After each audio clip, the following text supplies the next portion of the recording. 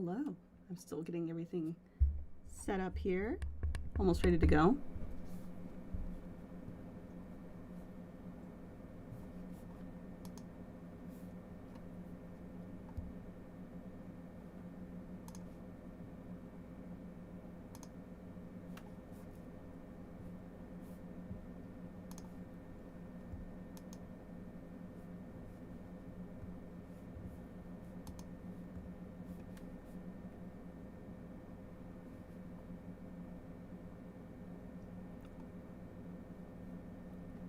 Hello, how are you?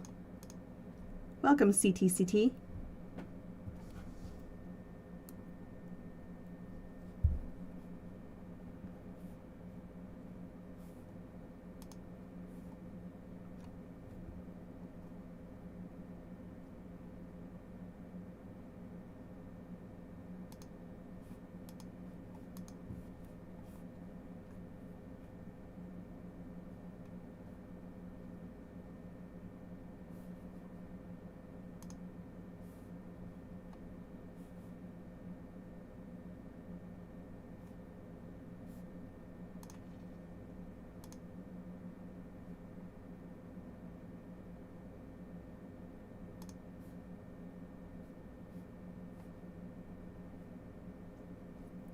Well, thank you for joining us. I am well myself.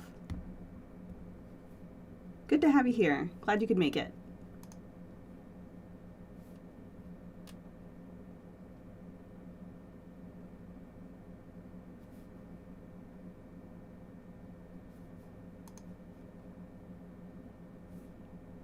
So I have never played this before. I heard about it when it came out a long time ago. I think it came out in 2019, but really I haven't watched anything. I haven't played it. I know almost nothing about it. But I did launch it just to make sure it worked, and it had sort of an intro video, so I wanted to start it so that everyone could see that. So here we go, diving in. Let me know how the audio is, by the way. Oh. Helps if it's up. There we go.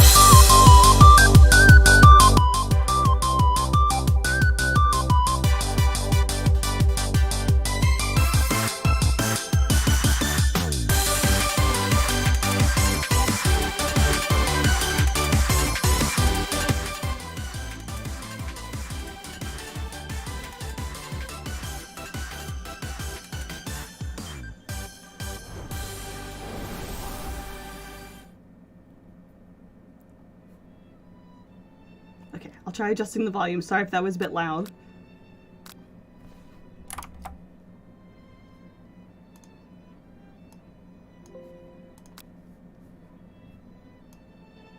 Of course, every time I adjust things, it minimizes. How are we doing? Is that better?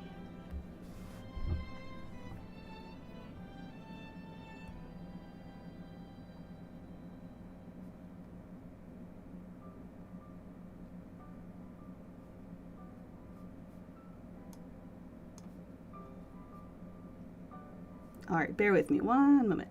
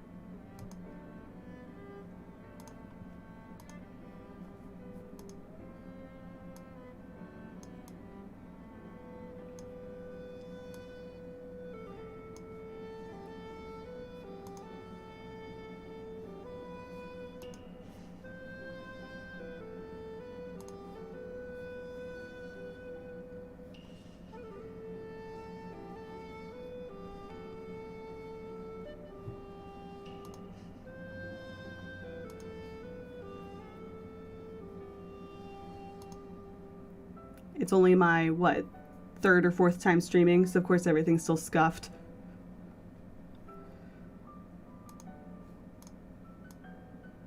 There we go.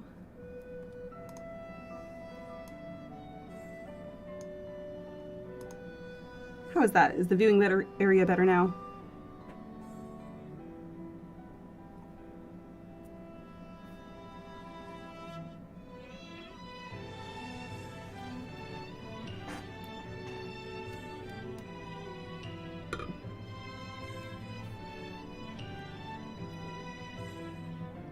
Awesome. All right, let me see if I can get the volume a little bit better.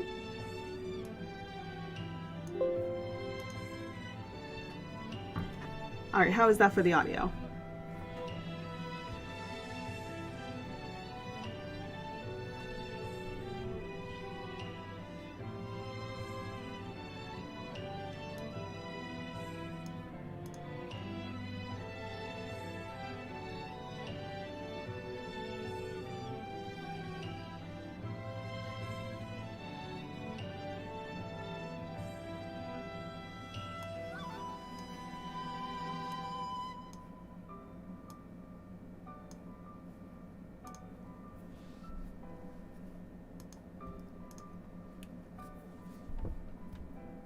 Okay, I think I've got the video all adjusted. How's the audio sound? Can you hear the music okay? Is half of the logo black for you, by the way? I think it's doing like a transparency thing.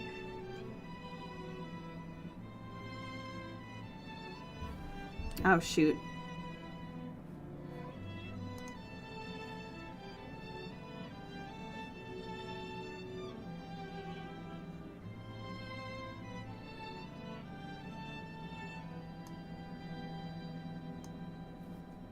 Okay, I turned up the volume in OBS, so let me know how that is.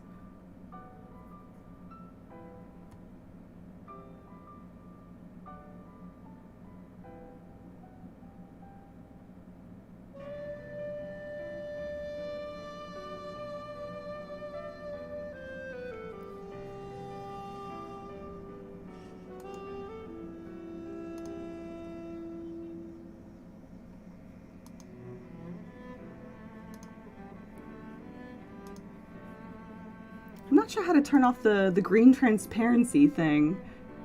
It does it automatically. It doesn't really affect many things, but I did notice it in this logo, that it made half of the logo transparent. Awesome, thank you.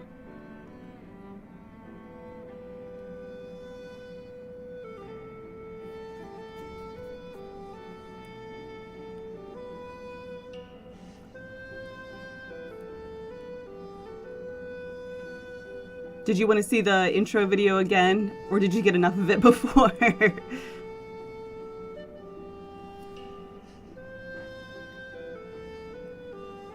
know I was flipping back and forth a lot trying to adjust the settings, and of course every time I clicked off of that window it minimized it.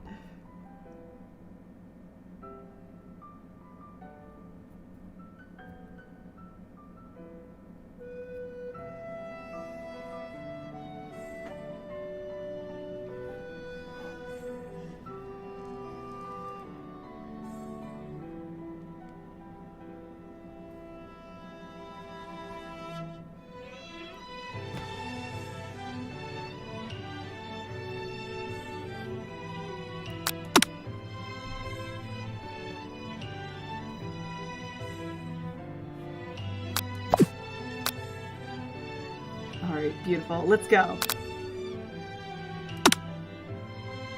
Before we get started, tell us your name.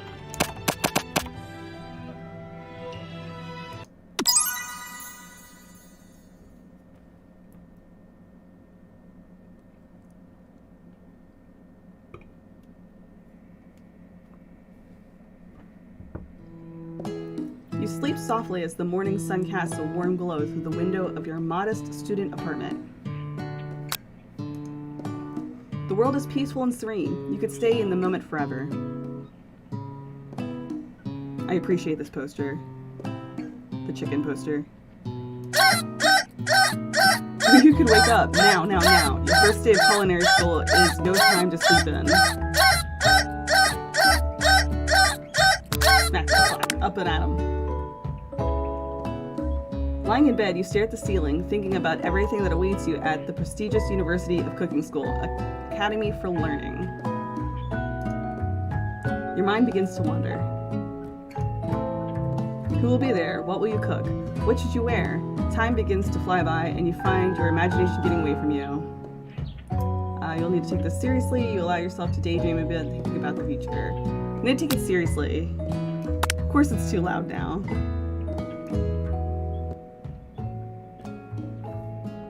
Okay, is that better?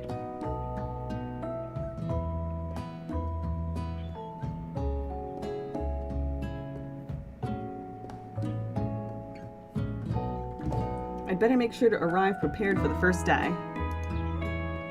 You bust through your morning checklist. Teeth brushed, hair combed, pits deodorized. Nothing can stop you now. You confidently grab a biscuit, strut out the door, and head off to class. Just what you need to get your blood flowing. Biscuit. Standing on the quad, you gaze upon the magnificent University of Cooking School, Academy for Learning. Here comes your lifelong best friend forever, Miriam. She's the most adorably awkward person you've ever met, and you absolutely love her for it. She's cute. Good morning, Sierra. Are you excited for the first day of the rest of our lives?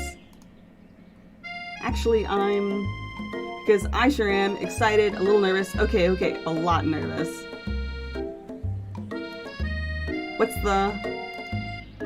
It's just that this morning I made breakfast for myself, but, well, when I ate it, I couldn't taste any love in the food. What if I'm no good? What if I fail? Aww. Classic Miriam, raised by master chef parents, she's always held herself to a very high standard. Ever since we were little babies, playing together and you rescued me from that quicksand box, it's been clear to me that you're the most loving, caring person I know. You're going to do great. But with University of Cooking School Academy for Learning's famous 3-day only semesters, I'm afraid of being left behind and never catching up. Famous 3-day only semesters. Wow. A sweet girl, Miriam has always had a flair for the dramatic. This summer she got so nervous about her first kiss that she chipped a tooth practicing on a mannequin. Should you pep talk her or change the subject to give her some relief? Pep talk? Heck yeah. Remember last month when we saw that fortune teller and had our tarot cards read? The lady with the mask who gave me nightmares? I've been trying to forget. Oh shoot, I did not help this. I know she looks spooky, but she was so sweet, and she told you that you were destined for great things. Remember that card with the fancy looking tower, and the other card featuring the handsome fellow in the red suit? I've been waiting for so long to meet a handsome fellow I could call my own. I think we're about to do that. And I'm sure you will soon. In no time, we'll be graduating, and you'll be delighting the world with your heartfelt cooking in no time at all. As you talk Miriam up, you can feel her nerves begin to ease. You know what? Maybe everything will be okay after all. And if not, at least I have these killer bangs. She's not wrong. Can you believe I cut them myself? You can definitely believe it. I cannot believe it. Before you can get another word out, you're rudely interrupted when somebody smacks your books and custom engraved measuring spoons out of your hands and onto the ground. Rude. Hey. It's Ashley, your arch rival. She's totally evil, but you can't help but be filled with jealousy. She can get anything she wants, and she knows it. Team Rocket's here. Hello, Ashley. I'm assuming that's pronounced Ashley. I've never seen it spelled like that before. I do like the heart cutout on her uniform, though. Oh, I didn't see you there, chicken shins. You leave Sierra's shins alone. They are perfectly normal shins. Yeah, I like her too. She's pretty cool. Ugh, you can't stand Ashley. Even her name is annoying. You know for a fact that it's actually Ashley, but she had to add extra letters to make herself feel better than everyone. Okay, that makes me feel better that I've never seen it spelled like that before. If anyone here knows what perfect shins look like, it's us. I just realized Ashley's thick. We're not going to let you or your really weird insults get to us.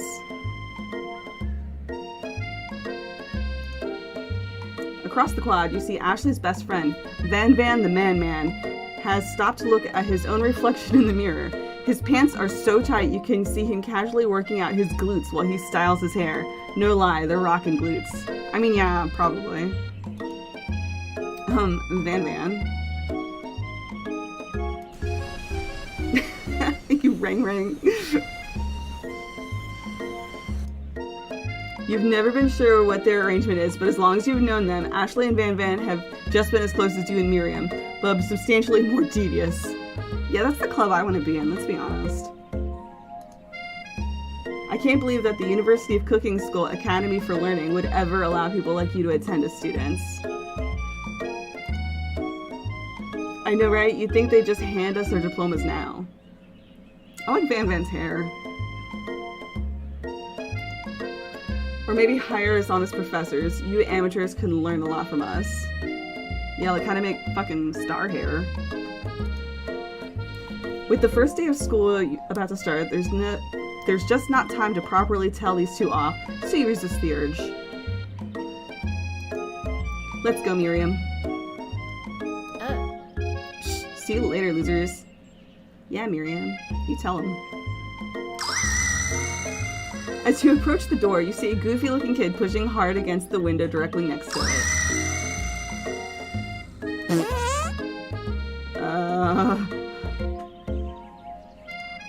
Oopsie.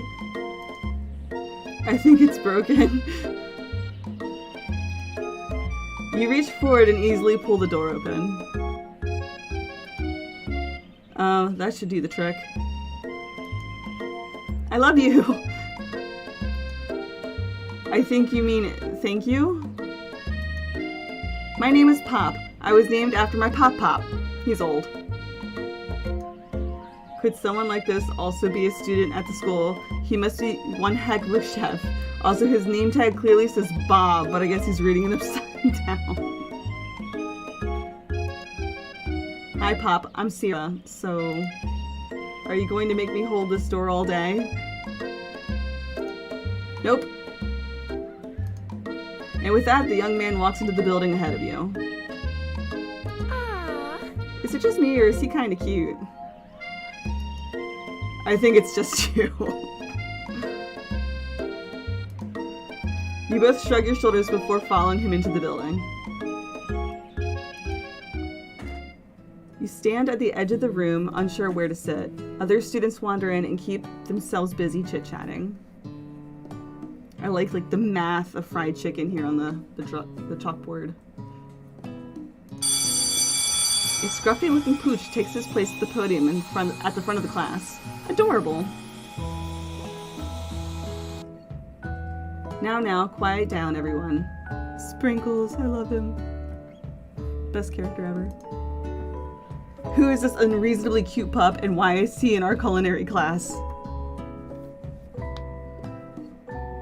There's a lot of green in this game. Oh shoot, is it really messing it all up?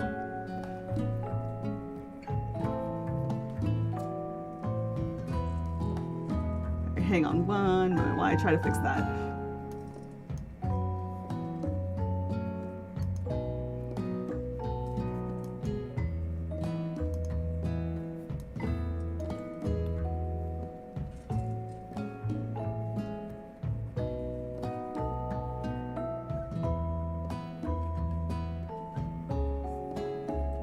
So, does this have instructions on how to turn it off?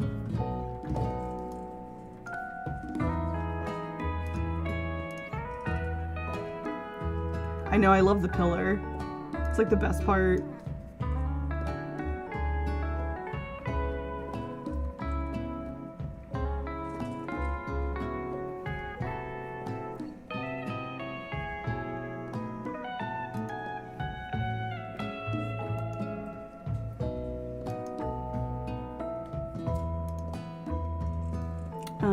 I think I figured it out. Okay, yeah, that makes sense. Alright, so let's see. Let me know if this is better. I think I fixed the green transparency thing.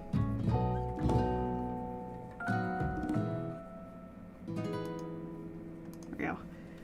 Okay.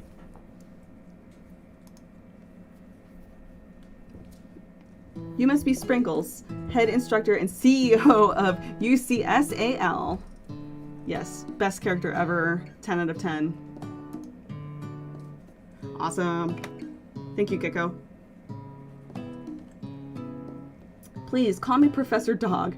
I may be cute and a little fluffy, but I still demand respect. Woof. Aww. Yes, I see him demanding that respect. What? A cute dog is our professor? This is the best school ever. I guess only a dog's nose is capable of picking up all the nuances of fine dining. I just realized there's also like a chicken head on the podium too.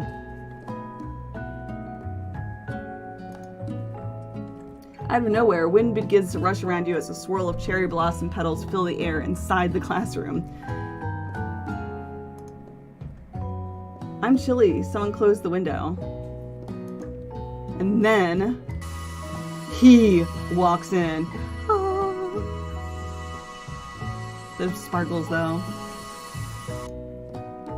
You're immediately swept up in the aura of this new student and his remarkable goatee. Who knew anyone could be so handsome? Time stands still. I agree, 100%. Like, I feel Miriam right now, that expression. It's him, if it isn't my favorite student, Harland. Colonel Sanders interrupts Sprinkles. Sorry, Professor Dog, before he can finish his sentence. Please, call me Colonel. Colonel Sanders.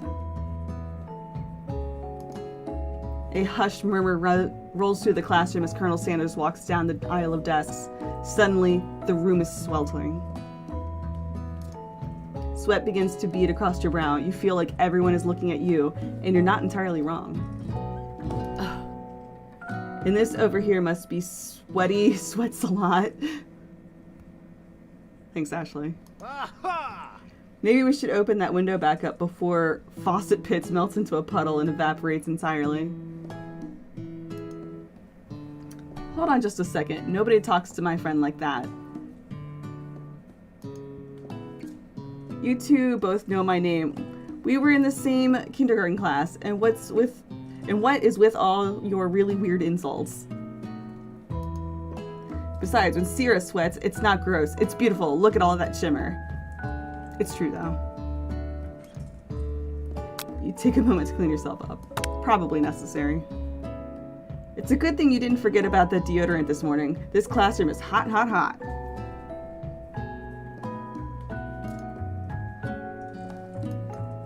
Professor Dog steps in to settle the class down and set some ground rules.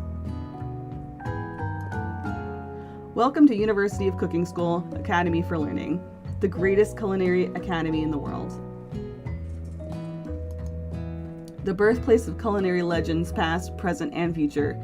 Many challenges await you. There will be tears. There will be blood. There might even be really adorable tiny food. Yes!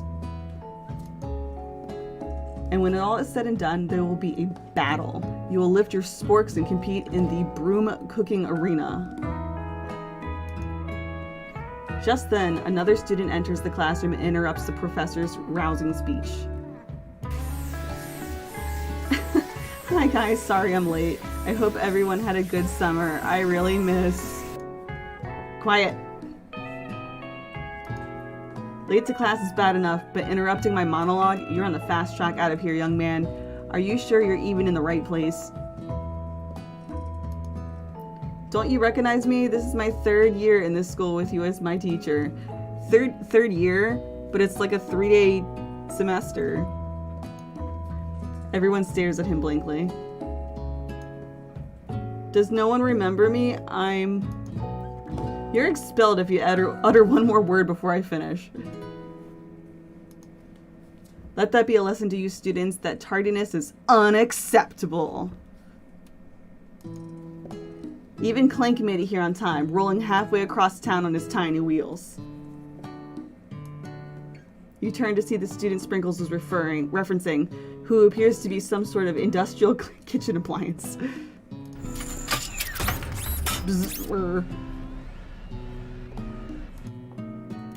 The class bursts into laughter. Aw, poor Clank, he doesn't deserve that. Oh, Clank, you rascal. Sprinkles walks in the classroom as everyone stands in silent obedience. When he gets to you, he lifts his nose in the air and takes a deep sniff. Your diet is lacking. Based on what I'm picking up here, you definitely need a multivitamin. You should be taking better care of yourself. You've never had a talking dog as a teacher before, but Sprinkles' reputation for being smart but tough is well known. You decide to try and butter him up by giving him a treat from your pocket. But what kind? I feel like any food item is actually going to be a bad idea, considering he is like the CEO of the school. So we'll go for the rubber ball. You reach beneath your apron and return with a rubber ball in your hand. Sprinkles' eyes go wide as he locks onto it.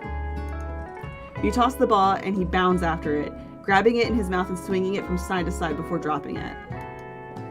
The thrill passes quickly. It's not clear if that endeared you to him or not. Settle down, young chefs. Take your seats and prepare to have your minds open to the amazing possibilities of culinary creation. As everyone rushes to claim their favorite seats, you're left standing at the front of the room. Only 2 options remain. Hey Sierra, there's still a seat here. It seems no one has claimed the seat next to me if you're interested. 2 good options, but which do you choose? Okay, if Miriam is my best friend, she'll understand. You move to take your seat by Colonel Sanders. It appears he brought no books, pens, or pencils. However, his perfect upright posture shows off a seriousness that makes you confident in his desire to learn. Thanks for offering me the seat. I've only had 2 rules. Do all you can and do it the best you can. It's the only way you ever get that feeling of accomplishing something. Yes. That's so inspiring. A little off topic if you ask me, but okay. As soon as you settled into your seat, the professor makes an announcement. Think fast, it's time for a pop quiz. Yay, a quiz about me. I don't like him. I don't. This incredibly important and surprisingly short quiz will tell me if you are ready for life at culinary school. Keep your knives sharp and your focus sharper. Here comes question number 1.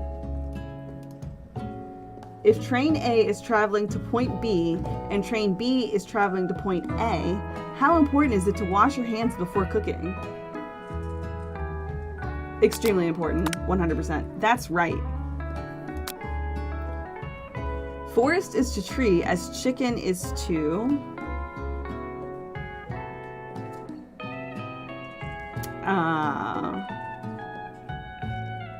I guess it's feather. That's right. I was thinking like chicken nuggies, but that wasn't an option. What is the most efficient eating utensil ever created? Most efficient? Spork. That's right.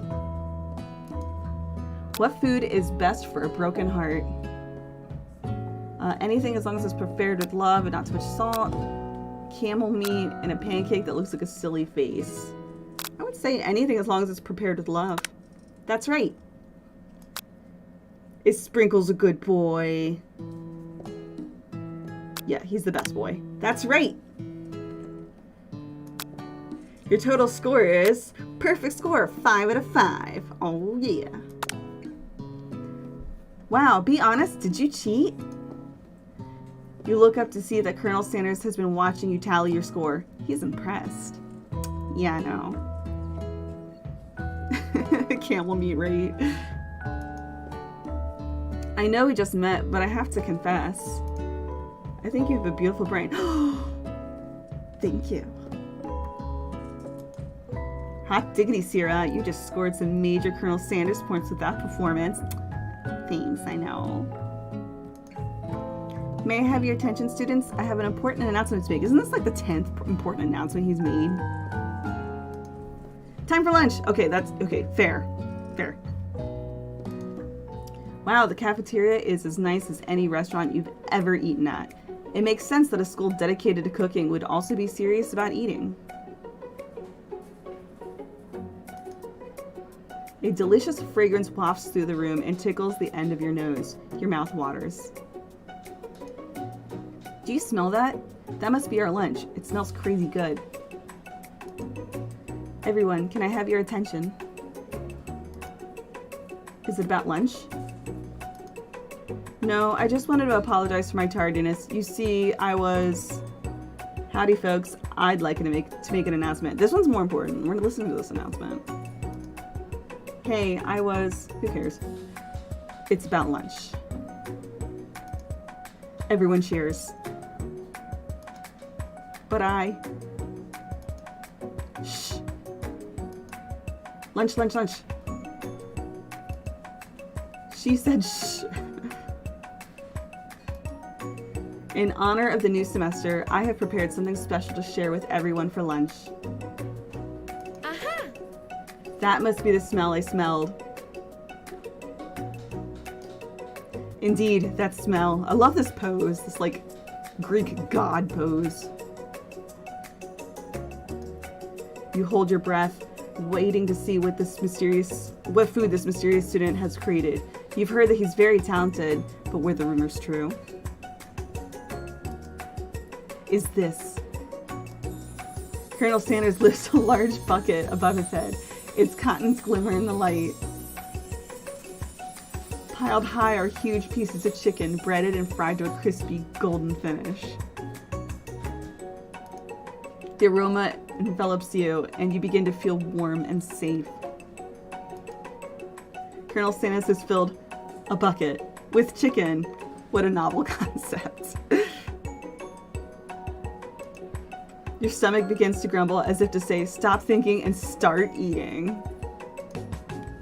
For years, I have been developing a secret recipe for the perfect fried chicken. But by my calculation, nothing less than 11 herbs and spices are required to achieve the perfect balance of flavors. You look around and notice that every other student has a pen and paper and is scribbling notes as fast as they can. But that's all I'll say about that. What, you think we want your stupid recipe, dude? Pshaw! Nah, my dude, nah. I'm just drafting a last will and testament in case one of those ingredients is poison. Got him. He looks around nervously to see if anyone else is laughing at his sick burn. You wait to see what zinger Ashley has prepared to follow up, but she suddenly takes a different approach. Yeah, and I was just like writing in my diary. Dear diary, today I smelled something beautiful. I knew at that moment only the hands of a true gentleman could fry chicken so tender.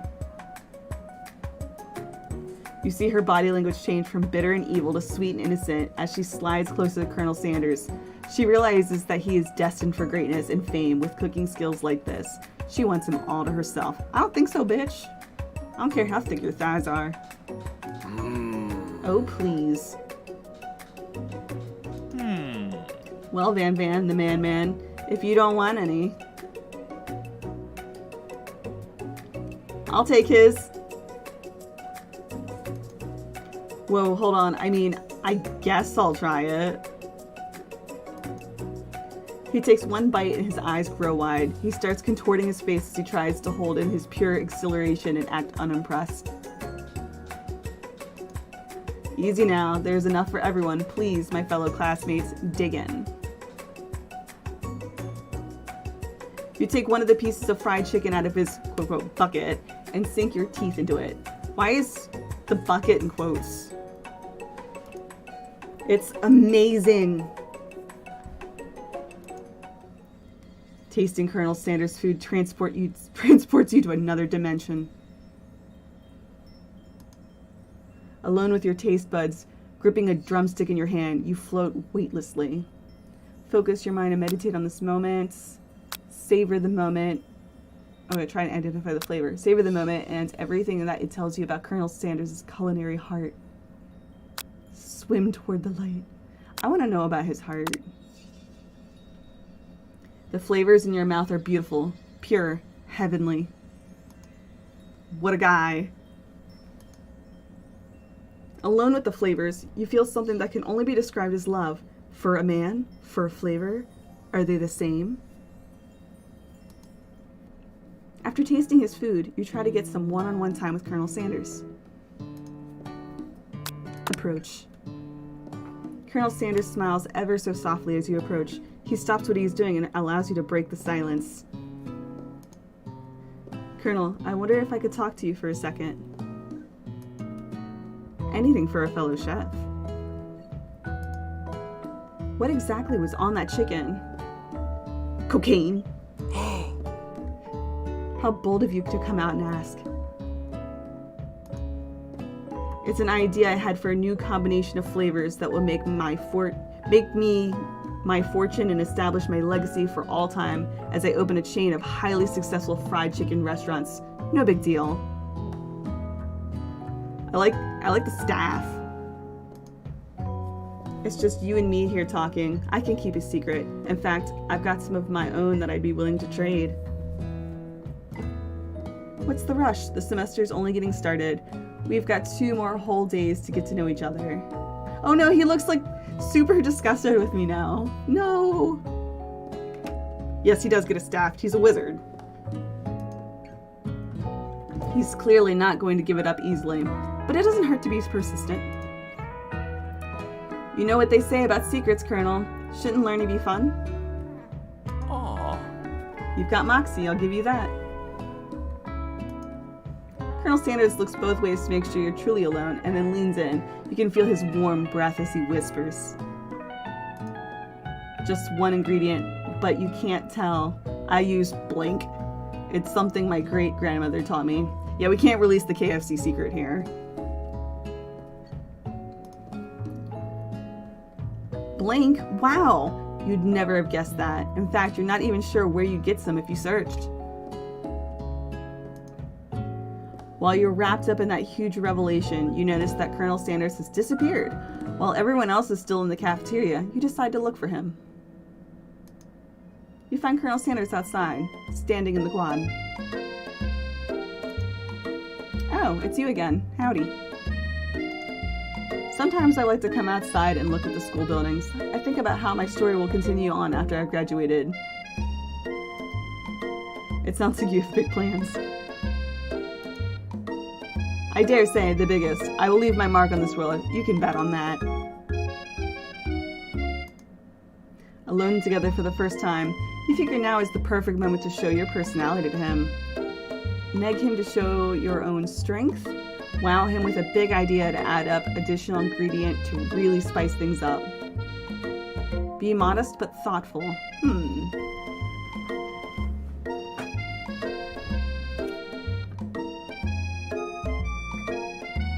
Taking a sip of wine while I have a chance.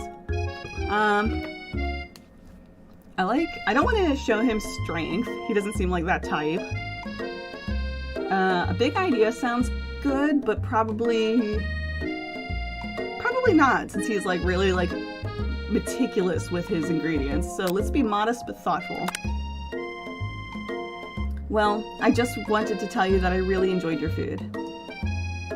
Now you've got his attention. The flavors were complex but comforting. The interplay between salty, savory, and peppery, it was perfect. I appreciate the compliment, Sierra. I'm sure you'll be a big success. I know we've only just met today, but I'm starting to get the same feeling about you. Oh, my heart! We should head back inside. The next lesson starts soon. You step into the massive cooking arena where the afternoon lesson will take place. Each student gets an oven and all the tools and ingredients they could need. Look at this place. It's magnificent. Finally, we get to show our stuff. I like Miriam. She's cute.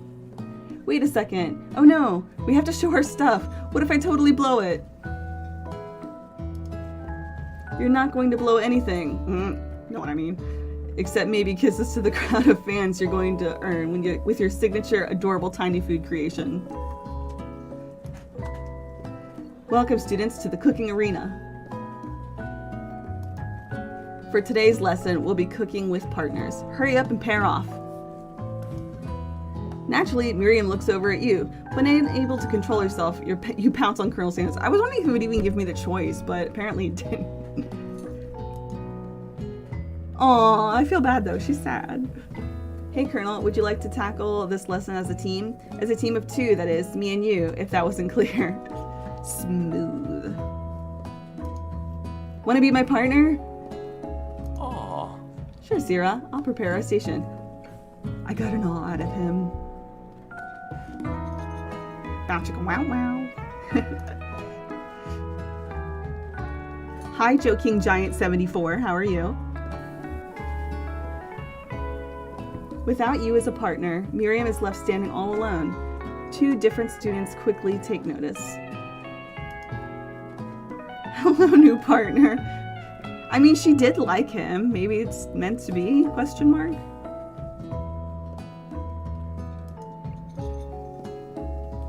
Beep beep bzz. Oh my, two potential partners. I'm so sorry, gentlemen, but I don't know who to choose. See, I think Miriam has it better off than me. She's got two guys fighting over her. It looks like you'll have to pick for her. Friend duties can be a little awkward, but that's the price you pay for not being alone forever. Who do you want to ask to be Miriam's partner? I don't know. I mean, she liked Pop. I personally can't stand him. I think Clank is cute. Let's do Clank. Sorry, Pop, but I think Miriam will be partnering with Clank today. Oh no, she looks... Oh no, she doesn't look too happy. It's okay, I already ate. It's not entirely clear if Pop has any idea what the point of school even is at this point. In this junction.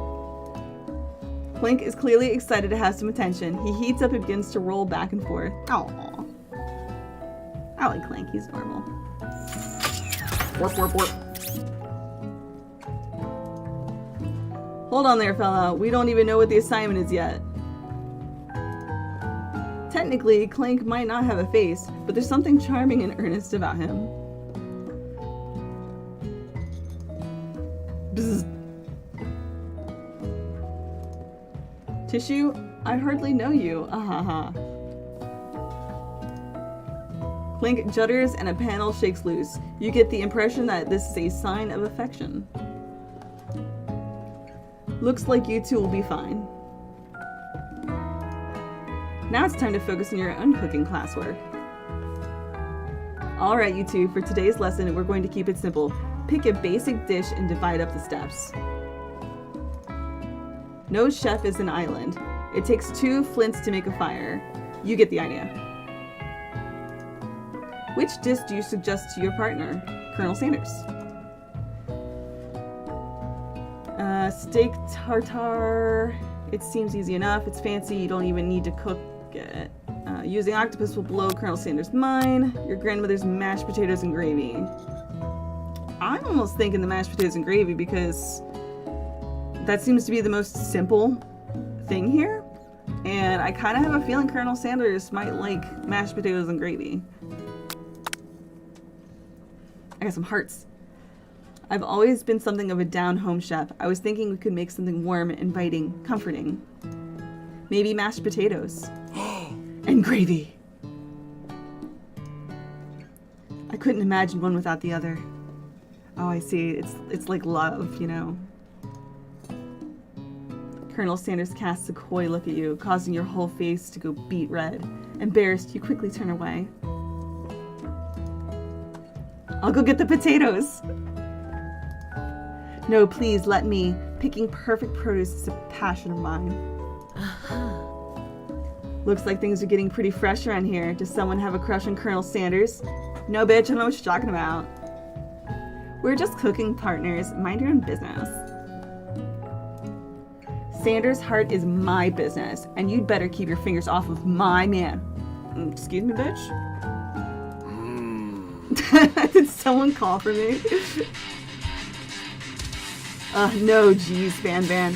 While I'm over here crushing Sierra's dreams, you're supposed to be taking care of our classwork. That was the deal, remember?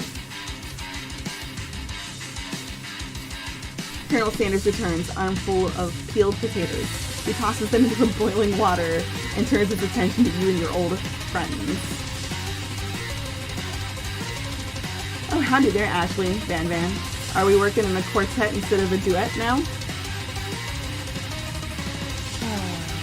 Actually, no. It looked like Sierra was struggling, so we offered to give them a hand. You know how it is. These young amateur chefs need a lot of mentoring. I was going to say, Colonel Sanders, maybe I could also teach you a thing or two about fancy food. Maybe one day you might be able to get up to my level. Ha! Doubt it. Don't be rude, Van. Personally, I have no doubts whatsoever about Colonel Sanders' ability to concoct creations worthy of admiration. After all, your fried chicken is quite spectacular. But, Colonel, if you ask me, I might make a better partner for you than this thing that has positioned itself at your station. Excuse me, did you call me a thing? I know, it's so intense. Don't you feel, deep down, that we cast complementary shadows? We fit together, like a thigh and a drumstick. It just makes sense. You would make a thigh reference, which I just realized that her stockings have drumsticks in between her thighs. So, nice detail there. Nothing about this makes any sense, but one thing is clear. She's coming for Colonel, and if you don't watch out. Ashley is really going at you hard. You need to ask for some backup here before things get ugly.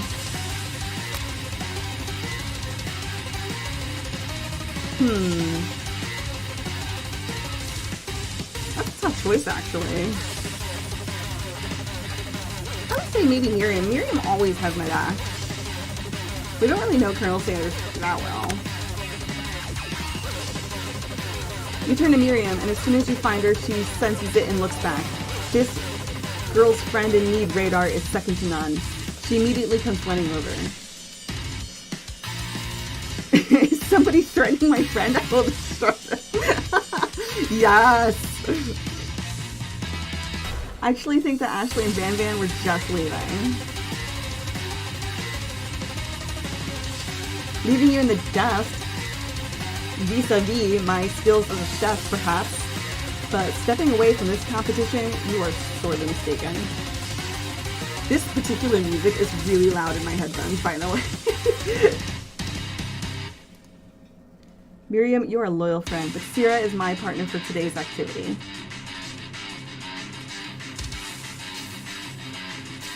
Oh, maybe I should have picked Colonel Sanders, my bad.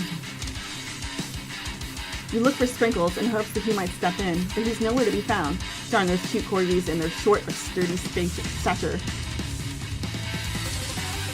You look down at your station and realize that, in the tension of the moment, your hands have been clicking on autopilot. Distracted by the drama, you've already crushed the boiled potatoes into a perfectly creamy mashed texture with plenty of butter and cream for flavor. It's as if your natural passion guided you through the steps you know so well while your attention was elsewhere. I know just what to do. Colonel Sanders extends his hand. He's holding a beautifully white porcelain gravy boat, out of which pours a smooth brown gravy smothering your newly finished potato dish. Oh, it's so nice getting that music out of my ears. Gravy flows down the mound of mashed potatoes, The results look spectacular. Granny would be very proud. Colonel Sanders holds a spork out to you. You reach out and grab hold of it, but he doesn't immediately let go. The two of you stand holding the same spork, and for that small moment, all of the madness and pressure in this crazy world stops. Ah, it's true love, guys. Your eyes lock. The moment is electric. Time stands still. If you love something, set it free. Wait, what? What? Together, you dig the utensil into the mashed potatoes and lift a heaping sporkful up. When you see Ashley with a sinister look, you know she's plotting against you to be with Colonel Sanders. Now the music's back. And then, filled with rage and without thinking, you fling the sporkful of mashed potatoes right into Ashley's stupid, beautiful face. No, that's not classy. I don't think Colonel Sanders is going to appreciate that. Van, do something, do something. Scooping up a fingerful, Van tastes the dripping mashed potatoes and gravy and realizes that it's delicious. Horrified by this revelation, he slinks away. Will he ever be able to cook something with so much love and integrity? Hold on right there, Sierra. We do not waste food in the broom pitching arena. Colonel Sanders, I expect better from you. If you throw one more spoonful, you'd both be prepared to eat it from wherever it lands. I mean, yeah, a dog would say that. Can I has potatoes face? Aw, Pop, you already has potatoes face. Van rushes back over, a covered dish in his hand. Mashed potatoes with gravy? Pathetic. In just a few minutes, I prepared a full meal. Gaze upon my specialty, braised tentacle of octopus in my silky saltwater sauce, plated on a battle axe plate forged by my supreme chef ancestors. I actually kind of appreciate the battle axe plate. It's pretty legit, actually. You've ignored me for too long. That ends it now. It is I who will have first bite, and you will all look on with envy.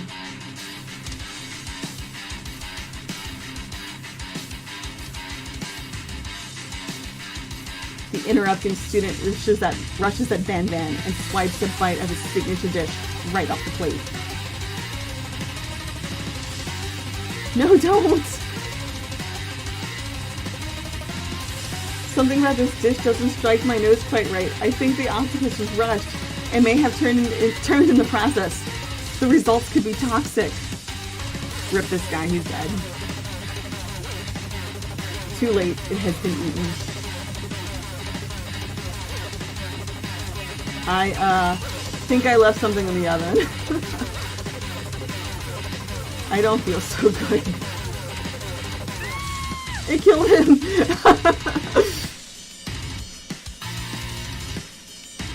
Everyone step back. Don't take another bite.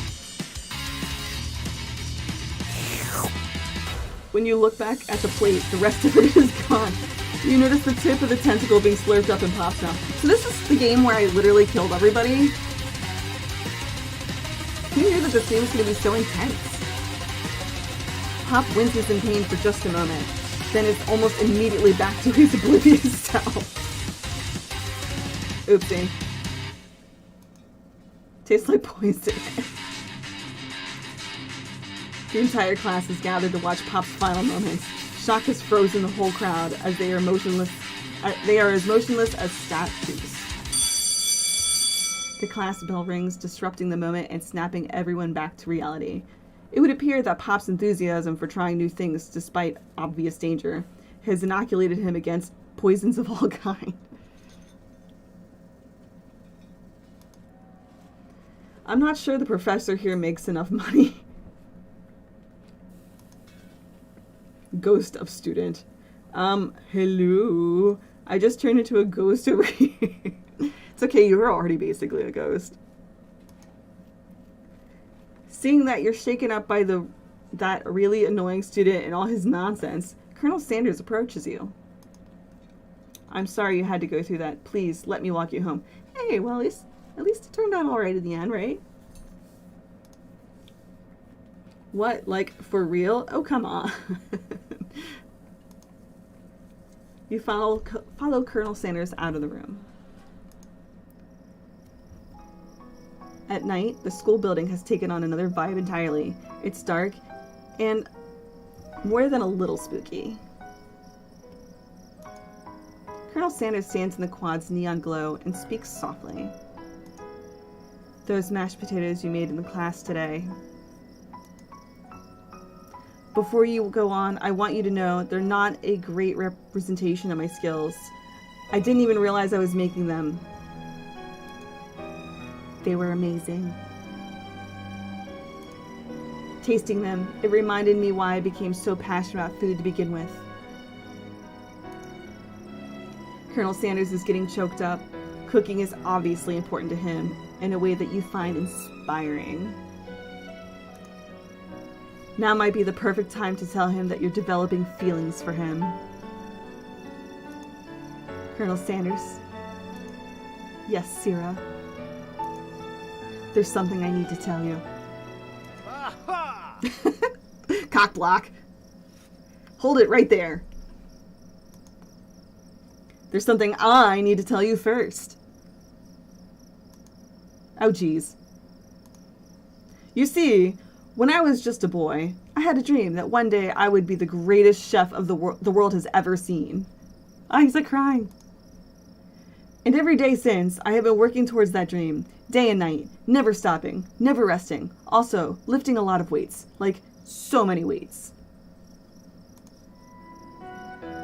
We should follow our dreams with all our hearts, that our souls may grant them like wishes floating on a shooting star. Hey, no, you... Shut up. I'm the one here to say inspirational stuff and be the star of the story. Are we forgetting that your cooking literally killed the guy? You can't prove that. I also saw you kill that guy. What was his name? Somewhere in the distance you hear a long, sad sigh. Unfortunately, like, the most relatable character here. Forget him. We're talking about me. Me. I'm the hero. The sport monster is here to fight a hero.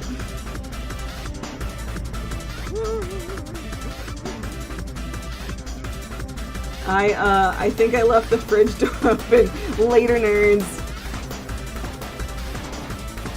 How dare you threaten me just as I was letting down my guard and connecting with another chef on an emotional level. Be afraid, be very afraid of me, because I'm a monster. See? Is he rhyming on purpose, or is that just a coincidence? But before you can discuss syntax any further, it's a turn-based fight sequence. What will you do? Attack. You decide to go on the attack. Which attack will you use? Cook with Love. Cook with Love does 1 damage. It just got real. That attack really upset Sport Monster. Sport Monster goes on the attack. He spit hot gravy at you. You take 1 damage. I guess... let's try defending. You decide to defend. Which defense will you use? Trepidation. You continue to stay back and endure whatever comes your way. Seems like a pretty weird strategy, but okay, sure. You do you. Sport Monster focuses their mashed mind and draws an energy from Mother Earth itself. They grow larger and more intimidating. How will you respond? Let's attack. Let's beat a bitch. You decide to go on the attack. Which attack will you use? Cook with Love. 1 damage. Spork Monster is no quitter. Buffed up and ready to rumble, they go on the attack once again. Spork Monster uses Utensil. You take 2 damage from the attack. If you take much more damage, you're not going to survive the battle. Attack. I don't think defense really did a whole lot. Cook-flop. Spork Monster is oozing cheese sauce onto the lawn of the quad. I wonder who is going to have to clean that up. Feeling vulnerable, Spork Monster prepares for its ultimate attack, Rounded Edge. Vile villain, your reign of terror stopped here. He's pulled out the cane, guys. He's serious.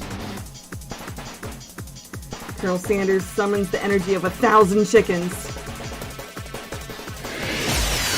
Hot Pie Power Pinch! Hot Pie Power Pinch does 10 damage.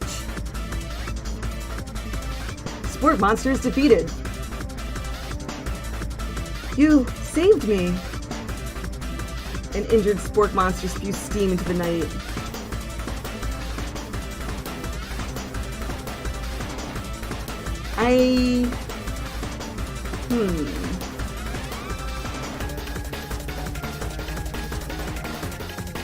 Do we want to forget mercy, finish him, or spare this wretched beast?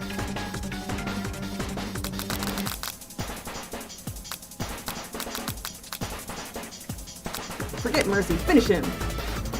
No student will ever walk the quad in fear again. This monster messed with the wrong chef. Attack. You ready your final attack? You'll never survive my student debt loan destruction. Student debt loan destruction does 10 damage. Spork Monster is completely vaporized. Colonel Sanders looks on in awe. You continue to surprise me, Sierra. The defeated monster left behind a special item. It appears at first to be a cookbook, but upon closer inspection, it's so much more. It's a book of magic spells with a golden chicken on the cover.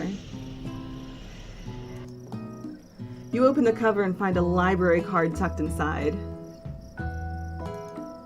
The last name to have signed it is Borko.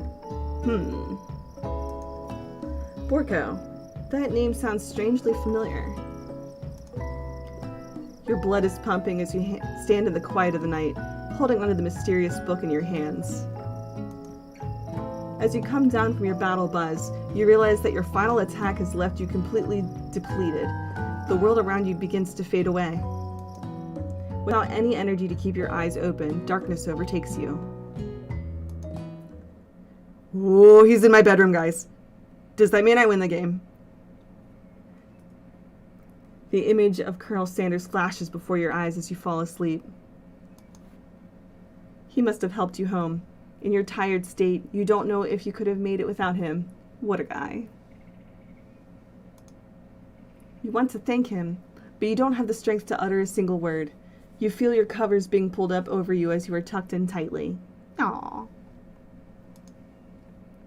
Good night, my Colonel. In your dreams, you're together with Colonel Sanders. For some reason, Sprinkles is also there, instructing your love. Dreams are weird. Can confirm dreams are weird.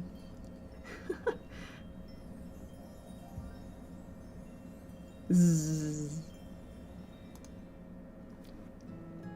You awake on day 2 and attempt to process the wild visions you had. Were they memories or premonitions?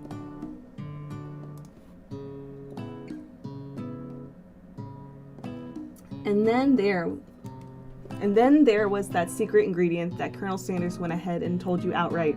Not much of a secret, huh? It's probably just because he already trusts you so much. Sure, that makes sense. We'll go with that. You meet up with your bestie in front of the school. Let's see how mad she is at us. Before you can tell her about the encounter with the Spork Monster, she launches into a story of her own. Okay, I don't think she's too upset, guys. Okay, I know this might sound a little strange, but I think I might be, I think I might like Clink. Yay! See, us besties gotta look out for each other. Like him? Like? I know, it sounds like it's moving too fast, but there's something about him. I like him. Like him. We got to talking after class, and he's actually a total sweet guy. Not only that, but he's really smart. He told me all kinds of stories about Colonel Sanders. Did you know that Colonel Sanders was the most popular kid in his high school? Shocking. No, but that does make complete sense. Yeah, but he was so popular that he was voted prom king at a school he didn't even go to, and was also the convertible that he himself rode in at the front of the homecoming parade. I'm thinking maybe something got lost in pressure cooker language translation here. Either way, maybe it'd be best if you took it slow with this new boy, like I am with Colonel Sanders. You and Colonel Sanders? The coolest guy in school? The most famous student to ever attend University of Cooking School Academy for Learning? You're a thing now? We definitely connected yesterday. I mean, yeah, he was like in my bedroom. Just saying. Haha, sure you did. You're great. Why wouldn't he be into you? I guess. Thanks, Miriam.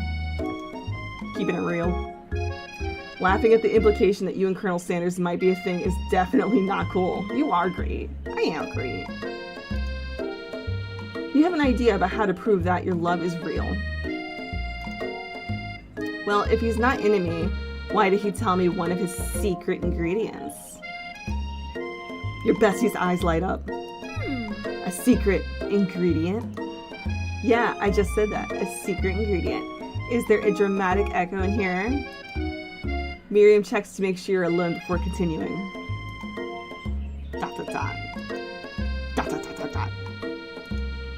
So this summer, while I was on vacation with my family, a lovely man approached me in the botanical garden where I was wandering. This can't be good. He told me all about his passion for spices. Secret spices. Of the Mary Jane variety. The man even gave me some to show me what he meant. He said it was a powder created from super duper rare dried flower petals. And that if I did him a big favor, it would give some of my... Oh gosh, Miriam. No, you don't take spices from strangers. Please, Miriam, don't tell me. So I filled my suitcase with them and brought them home. He was so nice. He even met me at the gate when I arrived. Later, when I cooked with them, a very strange feeling came over me, and the flavor was unlike anything I'd ever tasted. Okay, this was LSD. I think you're being very liberal with the meaning of spices here. Whatever. Anyhow, we both share an interest in cooking, so we've stayed in touch, you know, like pen pals. I bet he would love to know more about new spices.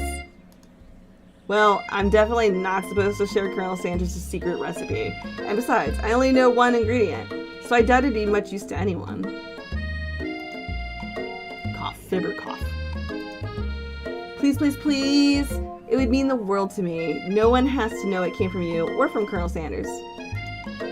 What do you think? Should you protect Colonel Sanders' secret or share it with your bestie? Yeah, we're not telling her that. You quickly think of a fake ingredient name. I don't know, how about... It was Eye of Newt. I know, it sounds like some kind of wishes potion. But what can you do? Eye of Newt, wow. Her eyes light up, imagining such a thing, and you figured that you've satisfied her curiosity and she'll move on. However, she immediately turns around and does some thumb typing on her phone that you can't quite see. That's probably not good. Before you can ask her to confirm that she was definitely not texting secrets to other people, you're interrupted. A wind rushes in. Cherry blossom petals fill the air. It's Colonel Sanders. He's arrived at school.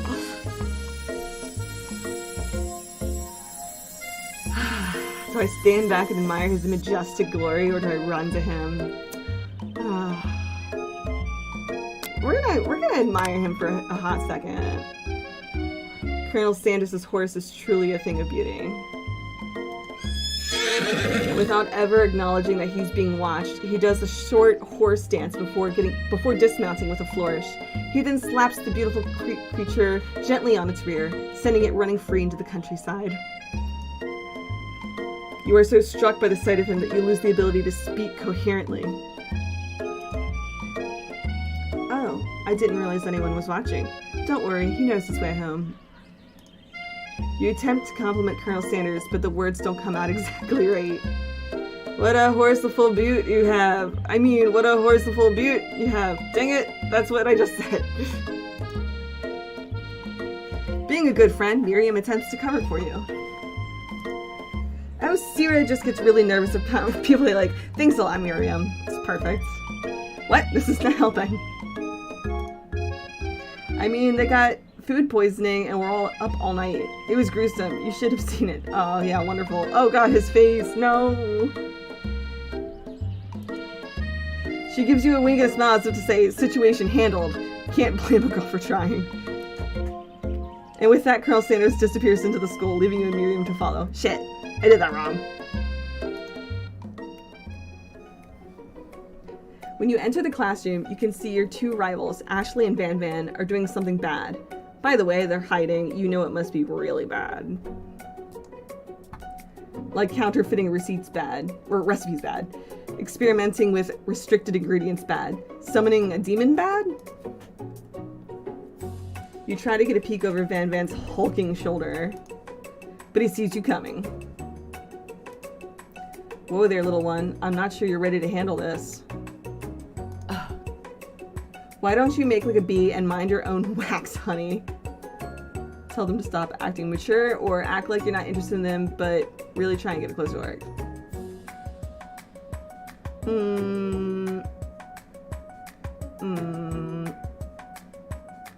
Yeah, we're gonna go with that one. You sit near the rivals, but leave your back turned to them. You even hear Van Van mutter something that sounds a bit like a magic spell. However, he notices you eavesdropping. You try to cover your tracks and improvise an excuse. It's time for class and you're distracting the rest of us who want to learn. Now you've upset them. And you're the emperor of cooking, are you? You make the rules? Yeah, I kind of do. Ugh. I'm not sure you'd know a good meal if it ate you. Being the best chef in the world takes more than just culinary skills. It takes creativity. It takes panache? I don't even know what that word is. And it doesn't hurt to use a little evil. You finally get a look at what they were hiding and you instantly recognize it. It's a book, just like the one you found after your encounter with the spork monster. That's the same book I found last night in the quad. Ashley immediately elbows Van Van, who hides the book behind his back. I don't know what you're talking about. That book is a family heirloom and its contents are secrets. You notice that they haven't just been studying the book, they've got Pop pinned to the wall and they're tossing potato skins at him as he tries to catch them in his mouth. That's kind of normal, I think. We're playing, hee hee. Before you can dig in any further, you're interrupted by the arrival of more students. It's almost time for class.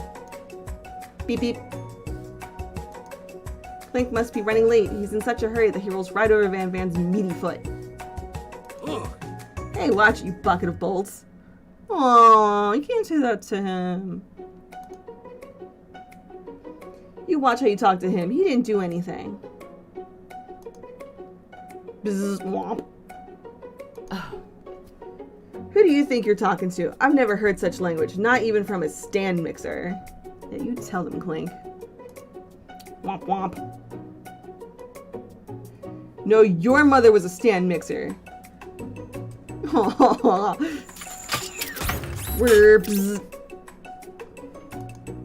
Van Van jumps to attack Clink, but Clink shocks Van Van, sending him flying across the room. Protect me, Colonel Sanders. These crazed men are about to come to blows. I think it must be over me, but I'm not interested in either of them. Ashley's tone has completely changed in an instant. She bats her eyelashes at Colonel Sanders. Surely he must know that this is a ruse, right? Gentlemen, get a hold of yourselves. Save it for the arena at least, or don't. Honestly, what do I care? I've got lofty career aspirations to focus on. Maybe I can help you with your business plan. Just then, Sprinkle arrives to signal the true start of class. He's panting, which doesn't seem that abnormal. He's a professor, but he's also a dog. Students, please take your seats. I apologize for my late arrival. I spent the morning chasing a car all around town, and my tiny legs are very, very tired. But I'm here now, and I hope you're ready to learn. You try to give Sprinkles a pat on the head, but he snarls at you. Sorry, I get a little worked up if people try and pet me before I've had my morning coffee.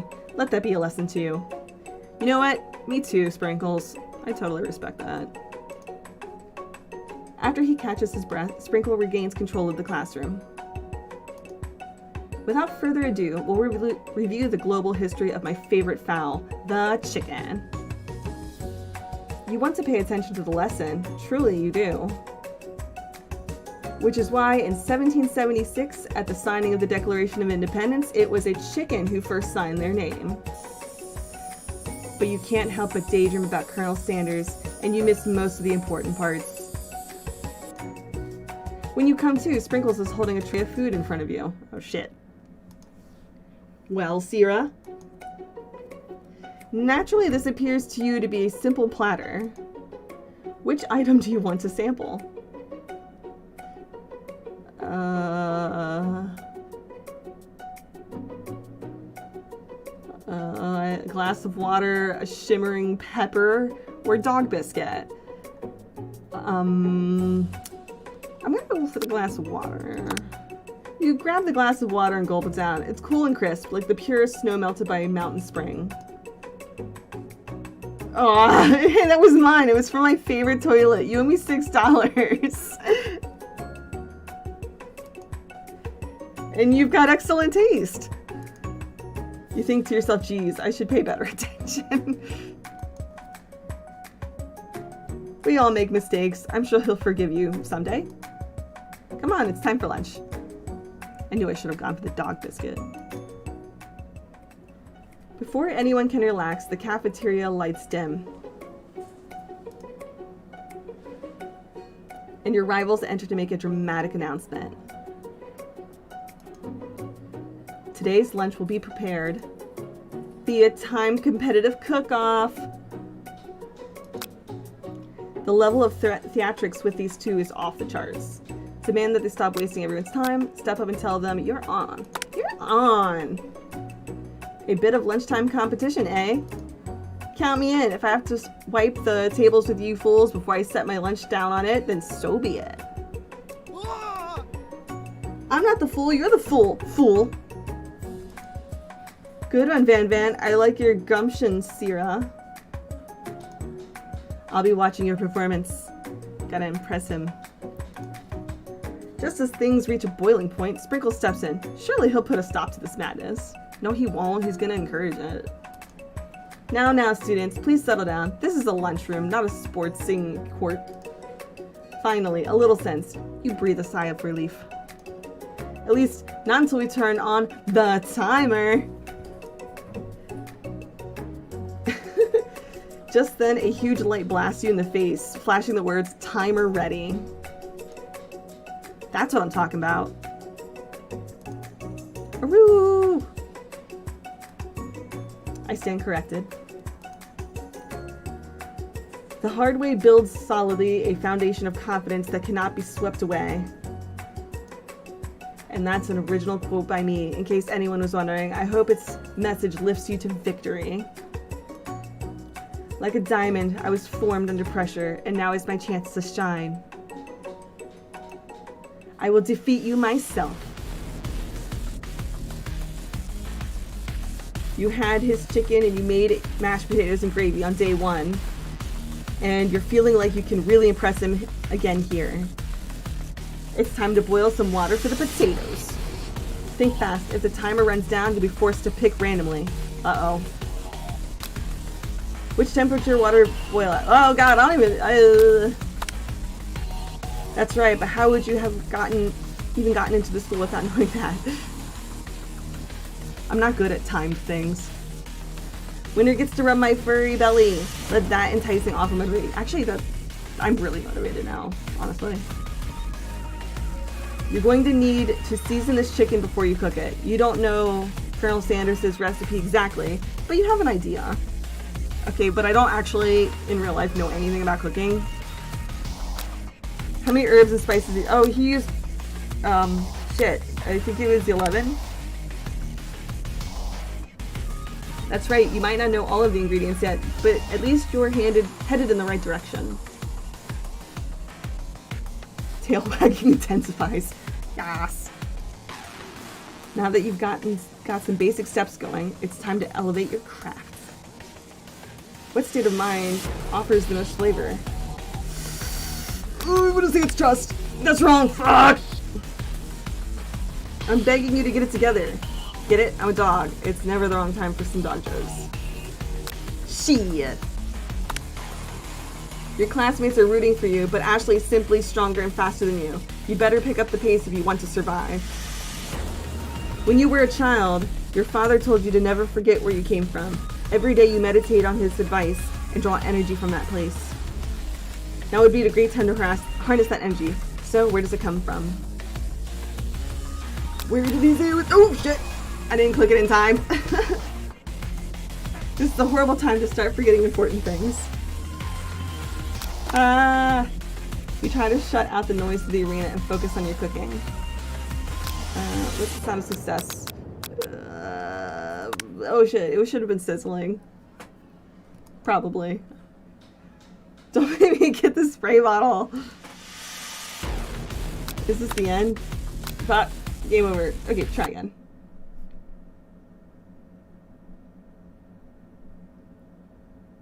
Wait, how far back is it gonna take me? Okay, whew, thank God. Alright. Yeah. You're on.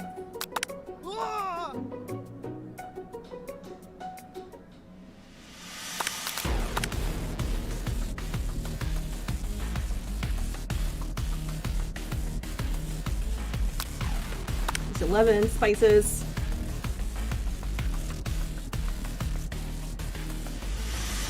I want to say maybe it's vigilance.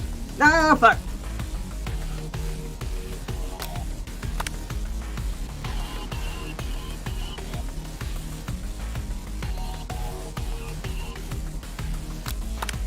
Okay, that was also wrong. I straight up do not remember what was said earlier. Sizzling. Wait, it wasn't sizzling. I'm shocked. Okay, that's the end.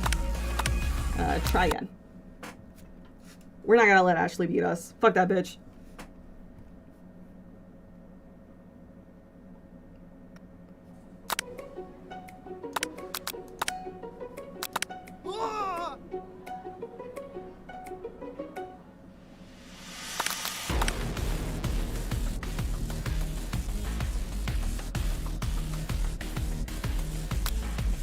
Lemon spices. Tail wagging intensifies. Alright, by process of elimination, I should be okay this round. Alright, so it should be out of gratitude.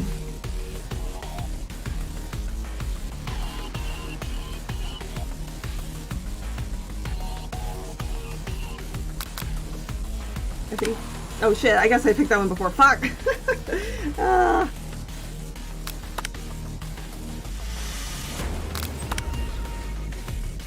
So I only got one wrong this time. You notice Colonel Sanders out of the corner of your eye. I believe in you, Sierra. He's actually cheering you on. Which would be awesome, except knowing that he's watching you makes you totally forget what you're doing. Back. Now all you can think about is Colonel Sanders. Am I still gonna read what? Oh fuck, that was, I couldn't even read all the answers. Grr.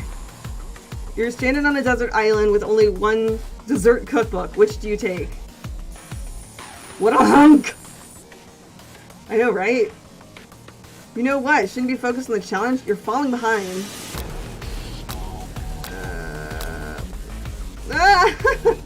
What does that have to do with crafting spectacular fried chicken and delicate baked biscuits? Woof woof. You're really struggling to keep up. At the next station over, Ashley has already begun plating elements of her dish. It's colorful and complex. To make up time, you toss your biscuit dough into a stand mixer. As you do, the crowd gasps. Yikes. Zzz. I know you love nothing more than seeing a fellow appliance utilized in a kitchen battle, but sometimes that means sacrificing the personal touch. You might not have any hands, but Sierra does, and a good chef needs to be touching the dough to know when it's properly mixed. There's an easy way and a hard way. You don't get far by going the easy way. When you hear everyone talking, you realize how serious your error was. You immediately shove your hands into the mixer to rescue your dough before it's overmixed. That sounds like a really bad idea. Sierra, no! But you're not fast enough. Your hand gets stuck. It's immediately crushed by the quickly spinning beaters. There's no way you'll be able to use that hand for the rest of the match. Colonel Sanders shakes his head in shame. No! What you often find is that the easy way can turn out much, much more difficult. Everyone stop what you're doing right now. The battle is over. Yeah, I kind of fucked up my hand. It can't be. I was so close to finishing my dish. Sweetheart, look at your hand. You simply can't go on. Aw, that's too bad. And here I am with a completed dish, ready to serve. Surely that makes me the winner by default. No, it wouldn't be fair to compare the two, on account of Sierra's injury. You see Sprinkles begin to lick his doggy chops as he looks onto the dish. But I suppose you should at least tell us what you prepared. Well, because I'm the sweetest, I skip straight to dessert. Under this white chocolate dome, you'll find a wide array of delights, taking you on a journey of flavor that tastes good and tells a story of excellence. I was going to ask Sierra to do the honor, but since you're injured, I'm afraid that pouring this creamer of delicate hot chocolate sauce might be too difficult. Clearly. Colonel Sanders, if you wouldn't mind lending me your strong, steady hand. Colonel Sanders pours the hot chocolate sauce on top of the dome, causing it to melt away, revealing the ingredients hidden beneath. Inside, you'll find a delicate fried cheese croquette atop a slice of honeycomb, ice cream chewies, tender nougat, and pearls of blueberry jelly. I am butchering some of these fancy food names, and I have no shame. Colonel Sanders seems intrigued, but perhaps not impressed as he dips his finger into the chocolate sauce. Simplicity isn't your strong suit, is it, Ashley? Yeah, he's just like, this bitch too fucking fancy. Oh, you, hee hee. As he places a sauce-covered finger into his lips, Ashley leans over and whispers something into his ear. A dab of sauce sticks to his mustache.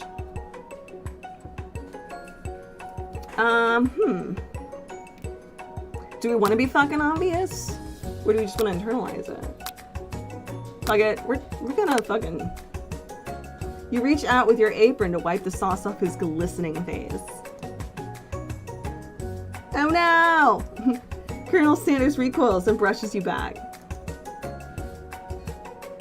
This goatee isn't just a fashion statement, it's also functional. I was saving that flavor for later. Oh, fuck.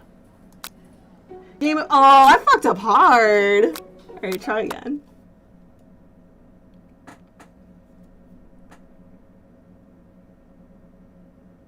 I'm hoping it's just taking me back to the beginning of that battle. Okay, thank God.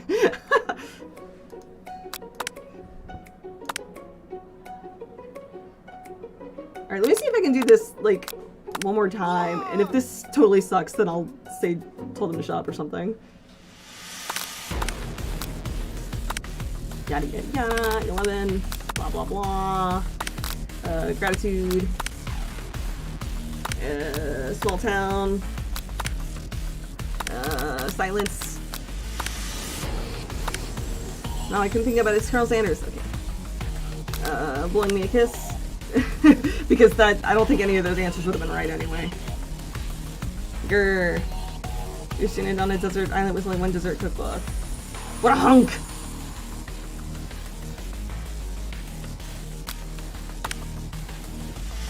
Yeah, I'm guessing all of those would have been wrong too. I'm assuming.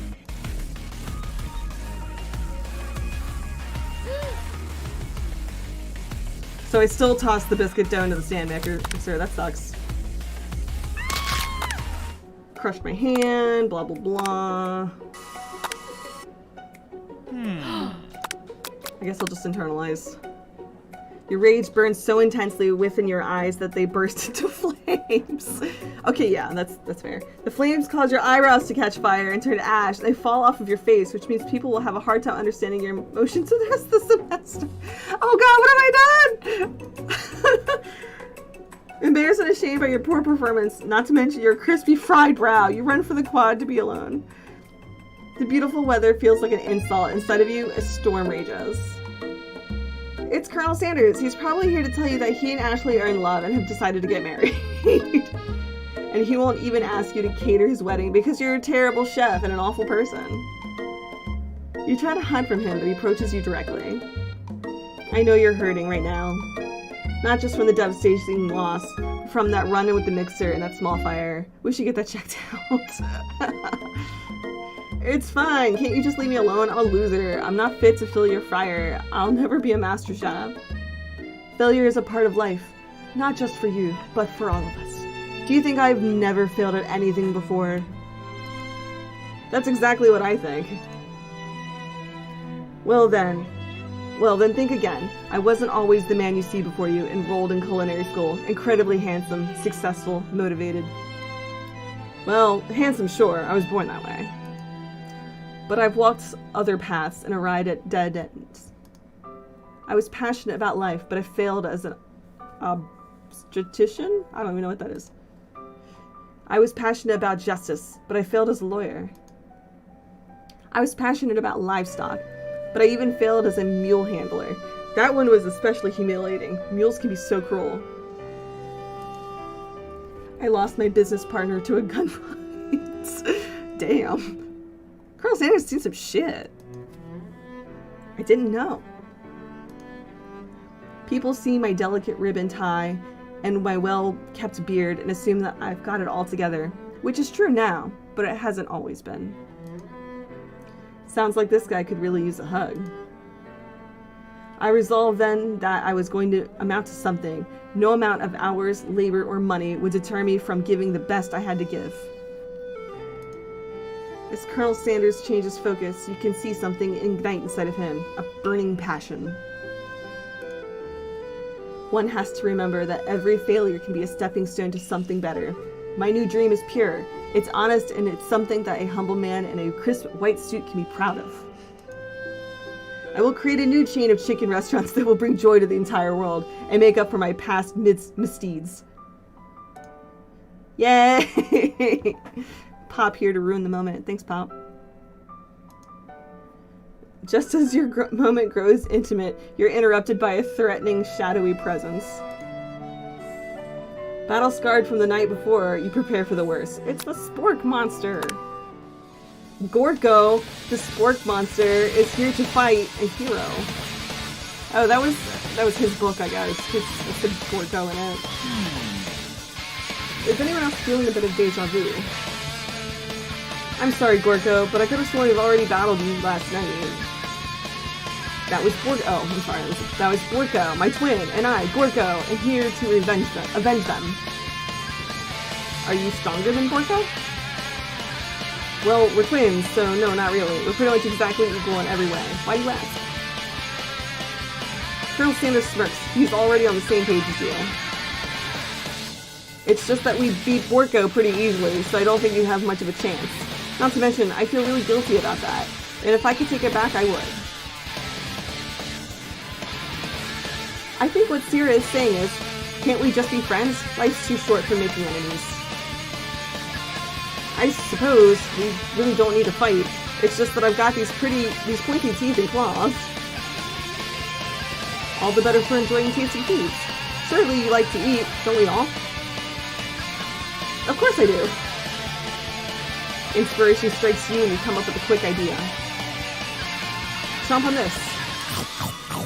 You toss a biscuit into Gorko's open mouth and he devours it in one gulp. Delicious. You're much nicer than the evil students who once upon a time turned me into this creature who stands here today. I don't believe it. You were human once? Well, no, I was a chihuahua. But I was still a student at the school. Until one day some mean kids with a magic spellbook cast a dark enchantment on me and I was forever transformed. A magic spellbook? Sus. Precisely. Bortko used to have a copy, but somewhere along the way I've lost it. If you find such a book, I beg of you, respect it. You are a powerful chef and shouldn't rely on such dark and evil magic. No, you should be protecting the innocent from those who would cheat themselves through sorcery and guile? I don't know. If you need me, don't fear, I will be there. It sounds like there are some bad cooks in the kitchen of life. Sira, together, I am sure we can defeat them. Come back to my hideaway, we can discuss. I mean, my eyebrows might be burnt off and my hand is completely crushed, but apparently I'm not looking too bad in his eyes right now. A personal invite? You can't imagine what Colonel Sanders' home must be like, but it sounds like you're about to find out. Oh, I'm gonna find out what his bedroom looks like too. Stepping inside Sanders' home, surrounded by his things, you start to feel a special bond with him. Is that like his childhood picture where he's got glasses and a beard?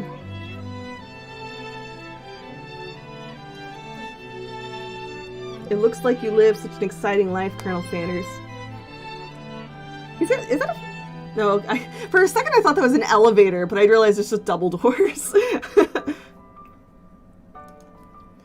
Every day can be an adventure if you approach it with the right attitude.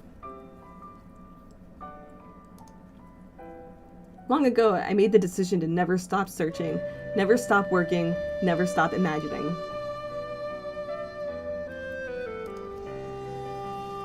Have you been working on any new recipes of your own lately? I'm always excited to talk about food with another ambitious chef.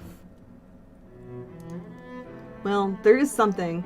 It's just a side dish I've been tinkering with, trying to find the right balance of flavors and textures. I'm not sure I've nailed it yet, but I'm close. Colonel Sanders' eyes perk up as he starts to wonder what dish you might be describing. It's meant to pair with something spicy, or something crispy. Both, perhaps? I think it sounds like, we're supposed to pair Colonel Sanders with me, just saying. Now that you've got him right where you want him, should you reveal your new creation to him, or keep it a secret just for you? I mean, he told me his secret ingredient. I guess I can reveal it. You decide that you're as ready as you'll ever be to share your original cooking with Colonel Sanders. Before you can talk yourself out of it, you decide to dive in head first. You reach into your lunch bag for a special dish you've been keeping on ice all day. I present to you my original coleslaw. The shredded cabbage dish glistens in the light of Colonel Sanders' luxe hideaway. Magnificent. Together you chow down on the creamy slaw until just a spoonful remains in the bowl. Do you mind if I hold on to the last bite? I'd like to have it around so I can admire its taste later and think back on this moment. He loves me. You could offer to make him more, but he seems like a very sentimental kind of guy. Sure, why not? Go for it. Have at it, bruh. Please make yourself comfortable. I'll be back in just a moment. You realize that now would be the perfect time to do some snooping. Around the room are various items that you can look closer at. Each item seems to radiate memories and emotions. Tap on an item to discover more about the Colonel. You gaze out the window across the vast lake and mountain range beyond. I didn't realize that I clicked on the window, but apparently I did. I want to know about this chicken. What? Fuck you, ghost of a student! Are you thinking about heading out into the world on a quest to avenge my death? What? What? I never even learned your name. Why would I avenge you? I could just tell you my name right now. It's... Can't you see me in the middle of something? You open the window and crack, and the ghost of student is swept out with a breeze. Later, bitch. Alright, I want to know about this chicken. You notice a very realistic stuffed chicken sitting on a corner table. When you pick it up, you realize it isn't just realistic, it's real. Taxidermy? Must have been important to Colonel Sanders when it was alive. A little note clipped to the chicken's foot reads, "The true state bird of the great state of Kentucky." Alright, let's look at his baby picture. An adorable little baby boy crawls across the floor. From the goatee and mustache combo he sports, you figured that this must be Colonel Sanders himself. I like that he was straight up born with the mustache and goatee. That, or maybe it's the drumstick that he seems to be waving like a rattle. Who frames a baby picture of just themselves? Probably the same type of person who would make their own face the logo of the company they founded. Am I right? Tap on an item. Oh, okay. Let's look at this picture. The photo appears to be Colonel Sanders, except that he's an old man visiting the pyramids of Egypt? Maybe this is where he discovered one of his secret herbs and spices. Oh, he's coming back, maybe? Okay, I'll look at this picture. One of the framed photos shows an old man who looks a bit like Colonel Sanders, standing with a friend. They hold fried chicken drumsticks and appear to be cheersing them. You look very closely and see that there's a short inscription. I wonder who my friend Pete is. Or why did this door open? You open the door to Colonel Sanders' closet and find a row of his signature white suits hanging within. You take one off its hanger and try it on. I don't know if I would go that far, but maybe. The jacket is a bit big for you, but it's soft and comfortable. You give yourself a deep hug, breathing in his scent. They say that home is where the heart is. Is this what they meant? But before you can look any further, you hear Colonel Sanders returning. He has a new dish that he's been working on and wants you to taste it. You try to act casual until he asks why you're wearing his jacket. Aww. I don't usually loan those out, but I must say, it does look good on you. Thank you. You just like seeing me wear your clothes. Oh crap, the jacket! You forgot to take it off!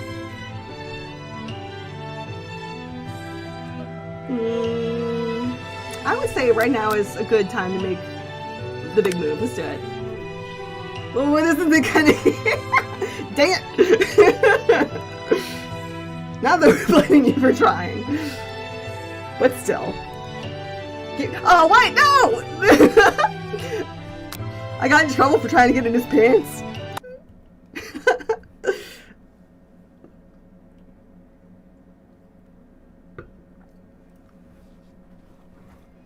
I think I just went to horny jail.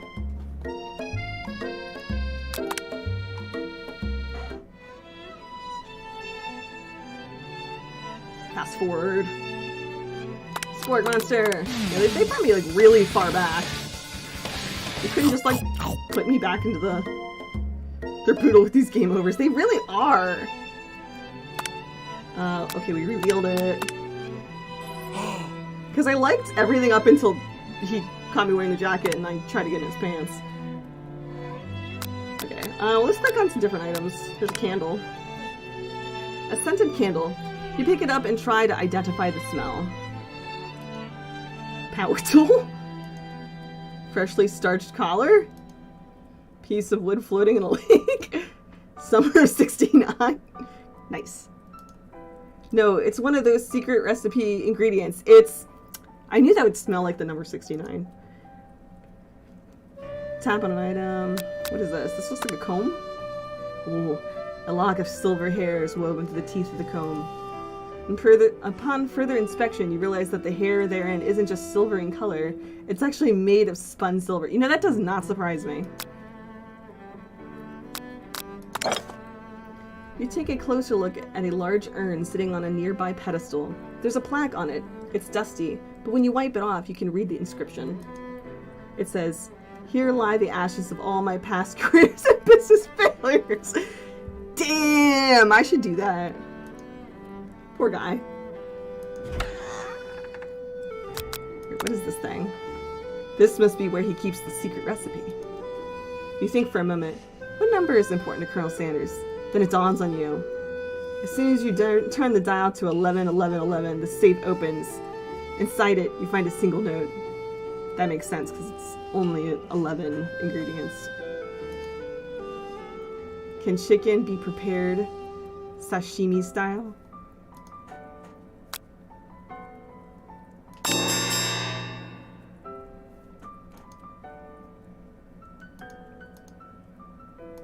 Yup.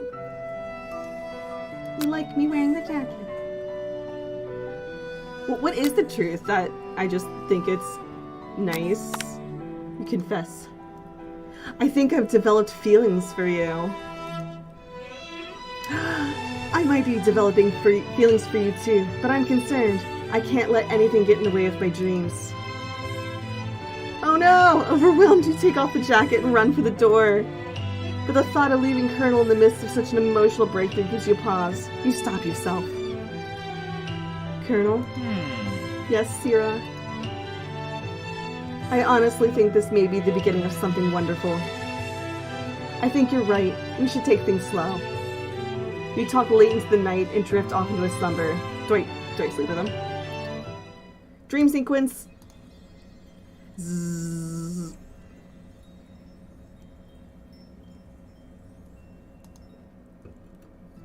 Oh, I did spend the night with him. I mean, I'll take that in second place, even though, like, I went to horny jail the first time. You awake to a beautiful morning in Colonel Sanders' hideaway. Did you make the right decision on how to respond to Colonel Sanders? Only time will truly tell. Today is a day that could change the rest of your life. You think about the new secret ingredient you just learned about, ingredient 69. In some jurisdictions, ingredient 69 isn't even legal, but if the recipe is a secret, how will they know? Your thoughts are interrupted when Colonel Sanders emerges into the room. He's holding a gorgeously plated breakfast, and your mouth waters at the sight of it. Here's a simple breakfast I just whipped up. It's meticulous. You taste Colonel Sanders' food, and it takes you on a journey. When you return, he's waiting to ask you an important question. So, would you say that we're the perfect match? How presumptuous. My cuisine and your taste buds is smooth. Such confidence, such grace. Could he be the world's greatest gift to cookery? I kind of feel like he just wants to be flattered. You know, I think we make a great team. A single tear begins to pool in the corner of his eye as he gazes out the window. And with the right business partner, I know I can't fail. Business partner? Could he be talking to you? It's all happening so quickly. Overcome with emotion and confused by your feelings, you're on the verge of tears.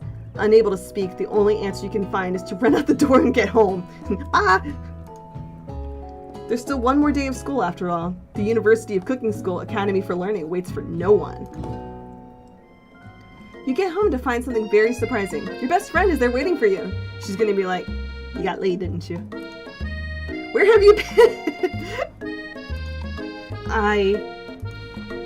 Because I had one heck of a night. Oh, did you invite Clank over? I've been desperate to talk to you about it, but I couldn't find you. I got worried that something had happened to you. It's okay, but now that it turns out you're fine, I can actually finally get you up to speed on the saga of Miriam. Sure, but you will not believe what happened to me after school yesterday. I went on a date. I think I can believe that. Since I've been partnered up with Clank, he asked me to go out with him. Of course I told him, you'd better keep your dials tuned to polite and respectful. I'm not that kind of girl. But he was just interested in spending some one-on-one time together and getting to know me. So I said, yeah, sure. I can get to know the little metallic guy. Long story short, he took me skydiving with his friends. What a nice casual date. But things quickly spiraled out of control. Did she just say skydiving as if that's a typical first date to go on with a talking pressure cooker? And now I'm not really sure where we stand. You don't give Miriam time to tell her whole story, however. Bottling up the details of your own night is just too much to bear. And I went on a date too. Back to Colonel Sanders' house, where I spent the night with him. You what? Nothing happens, but the emotional connection was wowzers. Yeah, nothing happened because the game cock-blocked me. Miriam offers to support you no matter what you do. Together with your bestie, you feel like you can do anything. When you arrive at school, you encounter your rivals in the quad. Yeah, bitch, I just spent the night with Colonel Sanders, just saying. You can tell from a distance that they're picking on Pop, though he himself might not quite grasp that fact. Because, you know, he's Pop. What's a swirly? It sounds delicious. Oh, it's great. I'll order you one up right away. I'll have my swirly with sprinkles, please. Hee hee. Sprinkles is a dog and a treat. Yeah, good job, kid. You can get your swirly dipped too. Why don't you pick on someone your own size? Because I'm literally the biggest person at the school. There is that horse that Colonel Sanders rides to school, but who would dare pick on such a gentle and beautiful creature? Ugh. You've got some nerve, Sierra, suggesting I pick on defenseless horse. Now you're twisting my words, and I won't have it. Damn, look how thick she is. You clench your fist, but the injury from yesterday's mixer accident makes you wince with pain. Oh, that's right, I have a broken hand and no eyebrows.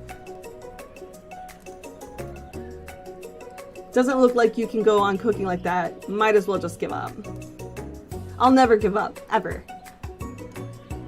Colonel Sanders arrives just as it appears things are getting close to boiling over.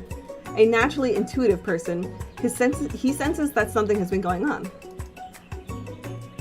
Is everyone excited for the final day of school? Sierra, how's the hand feeling? I'm sure he'll be back in fighting form by this afternoon. Aren't you concerned about my hands, Colonel?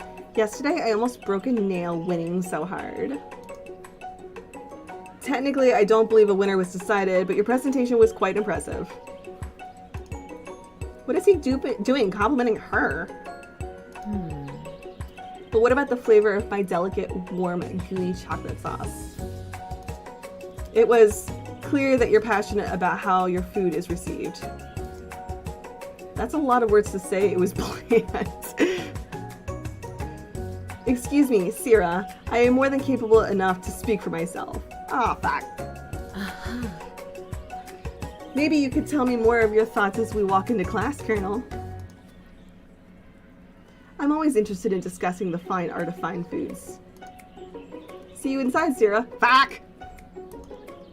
Annoyed by Colonel Sanders' inability to see Ashley for who you know she really is, you walk across the quad just to get some distance. Need to sip some wine.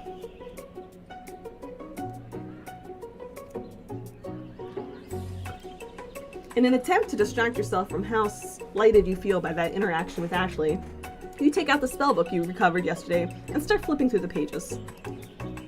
Miriam. Wow, that's a book? It looks like bad news. It's just something I found lying around. It would appear to be some sort of grimoire, but I don't really believe in that magic stuff. A grimoire? Like a book of spells? I don't know, who would spend so much time decorating a magic book if it weren't really powerful? I can think of one surefire way to find out. You open to a page covered with arcane warnings. Cast only in case of an extreme emergency. It says around the edges of the page. I could use this spell here that says it'll erase anyone I choose from all of our memories. If I scrub out Colonel Sanders, it'll probably help me focus better on the upcoming final exam. That is way drastic. Couldn't you do something else, like anything else, not rooting in dark magic? Maybe tie a string around your finger. Hey, Miriam talking sense here. Okay, fine, it is drastic, but desperate times call for desperate measures. You've got a memory erasing spell sitting right in front of you, and a pretty good excuse to try it out. You know what, I'm pretty sure our spork friend said not to do that. You take your friend's advice and put the book away. So yeah, I totally listened to the monster and not Miriam, because I'm a terrible person. It's almost time for class. Sprinkles is already in the room, waiting for the students to arrive. He clears his voice to make a quick announcement.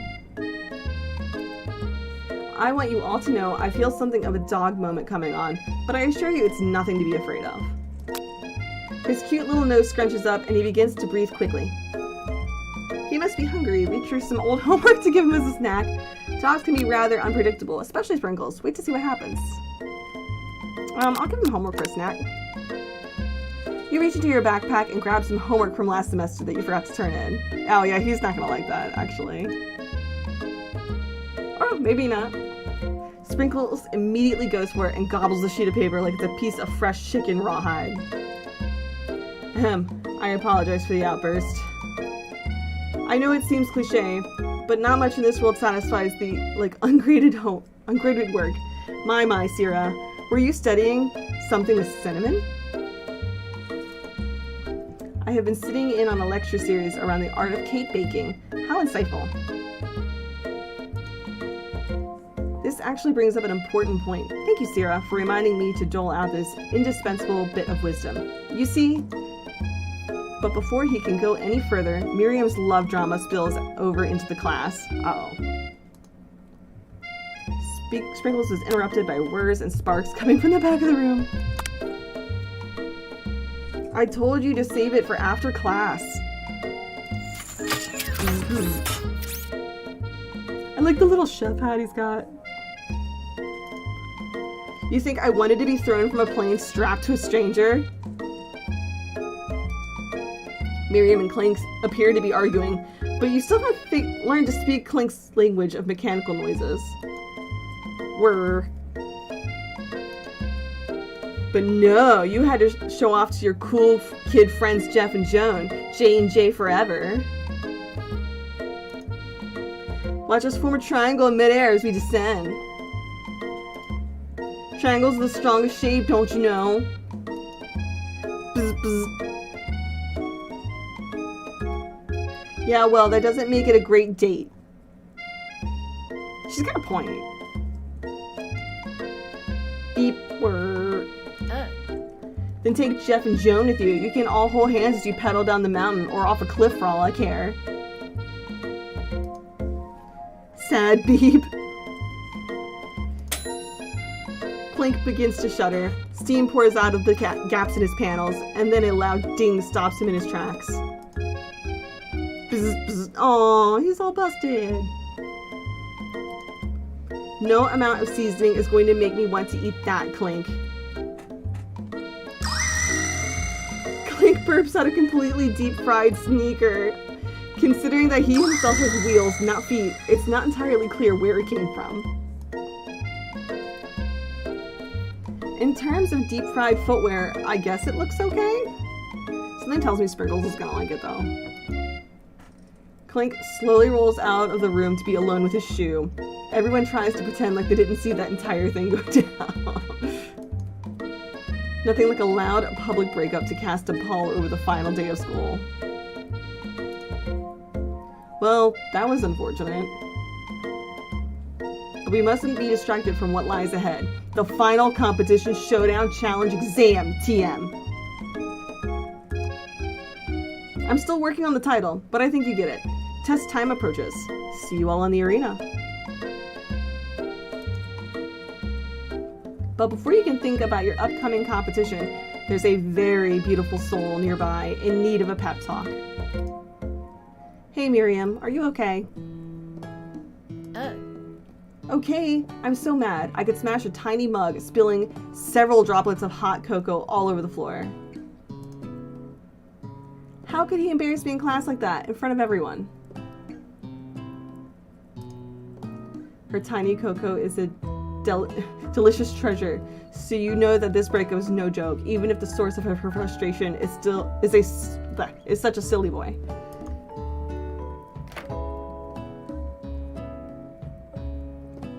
I know that you know this, but I'm gonna say it out loud. You don't need anyone. Me and you, we're gonna cruise through this final test and hit the carpool lane to Success City. Miriam brightens up, imagining the wind rushing through her short bangs, but she hesitates to embrace the feeling all the way.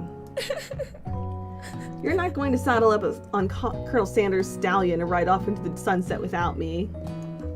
Of course not. Well, maybe, sorta, but I'm sure there's a pony out there with your name on it and a ranch big enough for both of us and whoever else we want to bring along. If it's not Pop or Clank or anyone else you meet today, tomorrow, or this whole year, so what? You're a special person who shouldn't settle for the first someone to show with a little interest anyhow. Miriam gives you a big hug and wipes the tears from her cheeks. I should really review my menu for today. I'm going to make a very special soup. And I bet that Professor Dog is gonna love it up.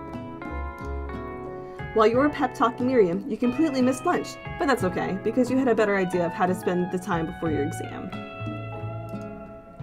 You've decided to head over to the arena early to practice a dish. This is it, the location of your final challenge. A test of will, a test of courage, a test of talent. And a chance to beat the pants off of Van Van, the supposed Man-Man, and his eviler counterpart, Ashley.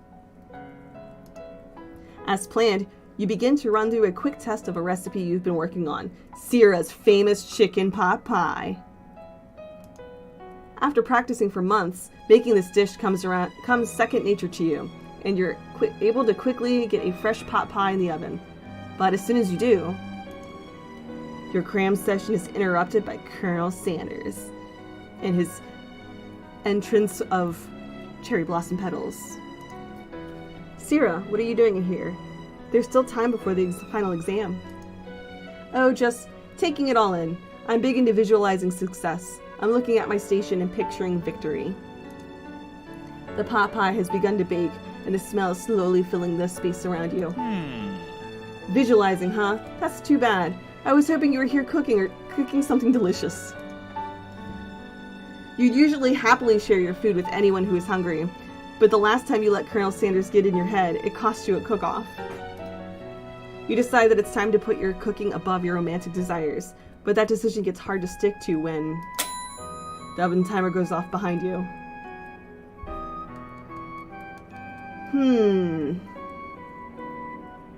That's up. Okay, you got me. I'm doing a little bit more than visualizing. I know, my nose can smell a pot pie from 400 yards. That's an oddly specific distance, but you'd expect nothing less from such an oddly specific man. You knew it was a pot pie just from the smell? I mean, it is chicken, after all. Not just a pot pie, but a chicken pot pie with an all-butter crust. And my nose is telling me something else. Oh no, is it burning? No, I can smell that it was made with a heaping helping of TLC. But it'll probably start burning any second if you don't pull it out. The moment of truth. Wow. It's the best pot pie I've ever tasted. He pulled out the cane and everything. I've always loved country cooking, and I could eat this all day. There's no time left. The final showdown is about to begin. Sprinkles lays down the ground rules. There are no rules, that is, except to cook with everything you've got. You step up for the cook-off of a lifetime. You decide that mac and cheese plus the pot pie you've been practicing are just the dishes that'll put you over the edge to victory. Meanwhile, both Van Van and Ashley are preparing wildly elaborate dishes, per their usual over-the-top selves. Miriam has her giant magnifying glass and several sets of tweezers. She's definitely prepared to go big, going small. Colonel Sanders seems to be harnessing his 11 herbs and spices, but he's trying to find a way to improve on something perfect. His original recipe are fried chicken. The intensity in the room starts at a full 10 out of 10 with a frenzy of action. Everyone is calling out really cool special cooking moves as they prepare their food. Wow, this is getting serious. Colonel Sandals batters his chicken as it levitates through the air. Egg wash. Miriam furiously injects ingredients into an itty-bitty pot of broth. Best friend batter blaster. Van flexes his pectorals as he chops open a sea urchin. Let's rock and roid. Ashley scoops her pastries off the tray with lightning speed. Shallow personality spatula. Even Clink gets in on it. 5-dial pressure point chicken cooking technique. Wait, when did Clink learn to speak English? It's the singularity, as it's foretold. We mustn't let it happen, or the appliance uprising will take us all.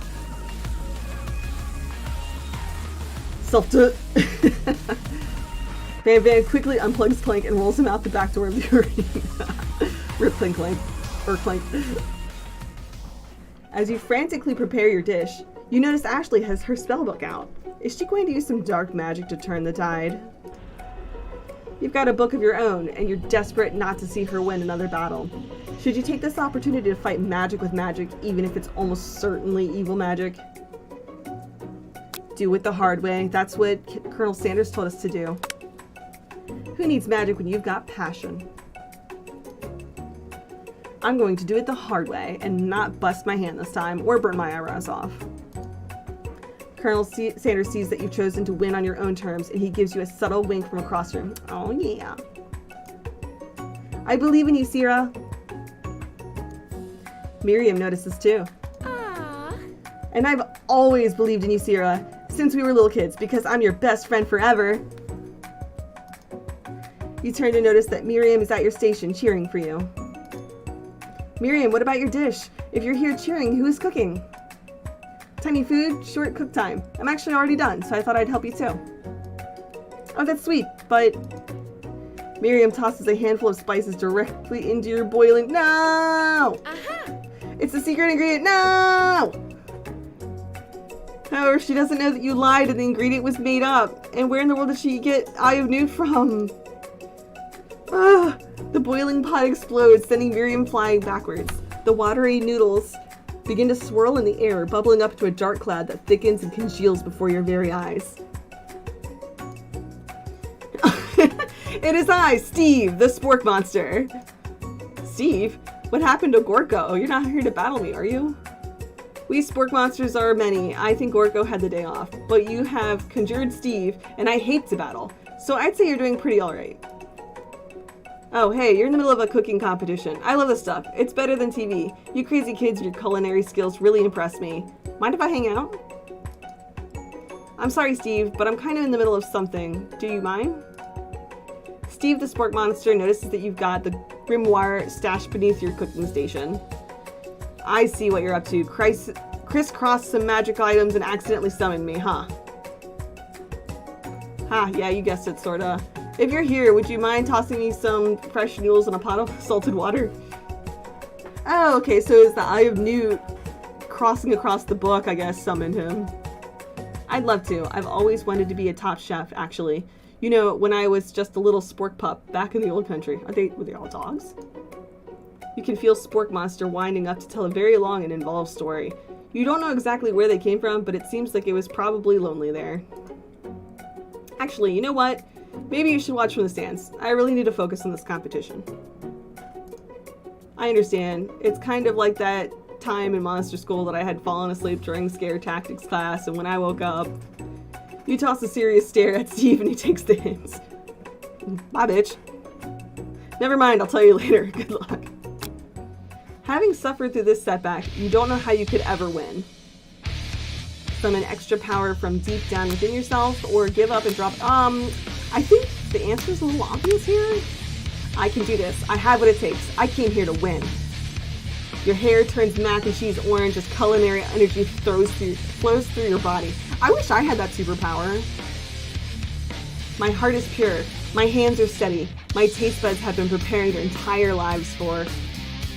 Yes, Sierra, you are the chosen one. You will avenge me. Fuck you, ghost of student. The power you've been summoning immediately fades back out. Fuck! You interrupted my inspiring monologue. Sorry. My heart is pure. My hands are steady. My taste buds have been preparing their entire lives for this moment. I will show the world my cookery. You begin to levitate off the ground. Energy courses through your body. You know that with this power, you can do anything. Except turn back time, which would be super useful, because while you were powering up, your chicken pot pie overcooked in the oven and can't be served. Well, shit. But don't worry, dear Sierra. You may have suffered some setbacks, but all is not lost. Impressed with your fortitude, Colonel Sanders decides that you have earned his support. I've been watching you today, and I must say, I'm truly impressed. You've been thinking on your feet and rolling with the punches. He steps up to your station and stands right beside you. I'm here to help. He's got the staff, guys. We're in it to win it.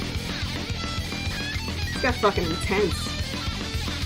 All you've managed to make is mac and cheese, and time is almost up, so you're going to need it. But Colonel Sanders, what about the test? What will happen to you? What about the rules? Following the rules has never really been my thing. I follow my heart. What a guy. Colonel Sanders unfolds a delicate white towel to reveal the most delicious fried chicken tenders you've ever laid eyes on. And besides, sometimes unexpected combinations can have surprising effects that surpass their individual efforts. Are you suggesting if we combine forces, we can form the perfect food union? Time's up, students. With time expired, it's the moment everyone has been waiting for. You must now prepare to present your dishes. I'm gonna sip some wine.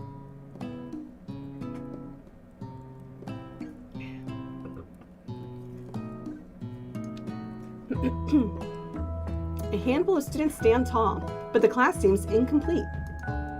It seems we're missing some students. Pop? Clink? From off screen, you hear a pure and innocent giggle that can only come from one student. Hee, I'm flying! It sounds like it's coming from that broom closet over there. Miriam, would you mind? Inside of the closet, you see Pop, hanging on a broom hook by the elastic of his underpants. Pop, get down from there right now! Let me guess, did Van have something to do with this? When someone asks for a wedgie, who am I to refuse? I mean, yeah, to be fair, Pop just kind of deserves a wedgie. I thought a wedgie was a salad. It looks like Pop is eliminated from the challenge, seeing how he didn't cook anything. I can't feel my legs. May I be excused? Sure. You kids and your pranks. I must say, this is not the worst prank in UCSAL history, but it's not exactly yearbook material. Wait a second. Pranks. Clank! Where did that pressure cooker roll off to? You wait to hear a signature whir, beep, or other onomatopoeia, but there's none. Somehow, he must have gotten unplugged, I guess. We'll have to figure that out later. Yeah, somehow. I don't know how that happened. That only leaves 4 remaining students. Please, collect your final projects. Yes, it has been a long semester. Wow, 3 whole days long.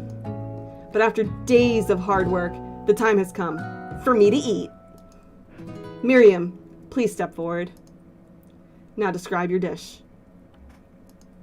I've made... Oh, that's so cute.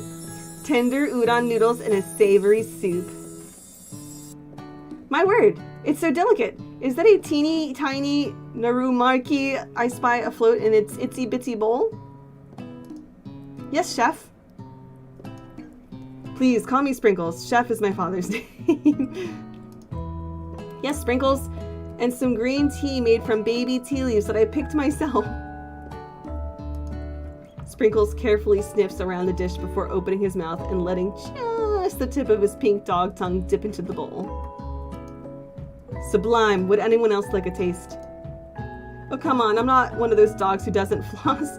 I even have a really cute electric toothbrush for dogs. Fine, I'll enjoy it all by myself. And in a flash, the entire meal has been devoured. Not that it took much. It was less than a thimble's worth of soup. A+. Rarely do I taste a dish with as much love poured into it as yours. Miriam is overjoyed. She gives you a huge hug. Thank you, Sarah, for helping me believe in myself. Van, you're up. Now describe your dish. I made uni over smooth egg custard and an axe-hewed urchin shell topped with caviar. So extra. Did you skewer one type of urchin with splines from a second, different colored type of urchin? Yes, Sprinkles. A bit much, don't you think? That's exactly why I did it. A bit much is kind of my brand. Doesn't it look cool? Sprinkle leans in to sniff the uni, but he can't get his nose close on account of all the spikes. He begins to paw at it erratically, causing the custard to slosh around. Woof woof. Please be gentle with my cuisine. Grrr. Finally, Sprinkles goes all in, tongue first, but he can't get past all the needles. He reels back as his tongue is poked and prodded.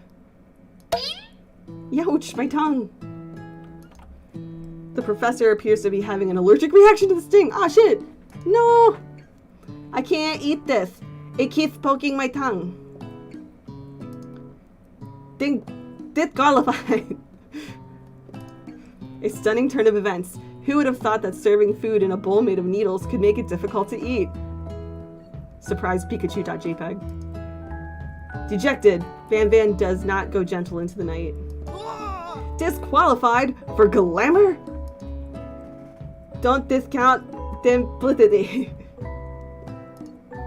This isn't the last you've heard of me. Before forcing us to endure his swollen tongue for another moment, Sprinkles graciously laps up a bowl of milk. I know. I'm a dog and I drink milk. Get over it. Sometimes it helps calm my agitated tongue. Next student, Ashley, it's time to step up. Now, describe your dish. I made orange blossom Turkish delight in a light rosewater syrup, topped with French meringue and connected by sugar glass. I mean, it's really cute. I can't even argue that. I'd eat it.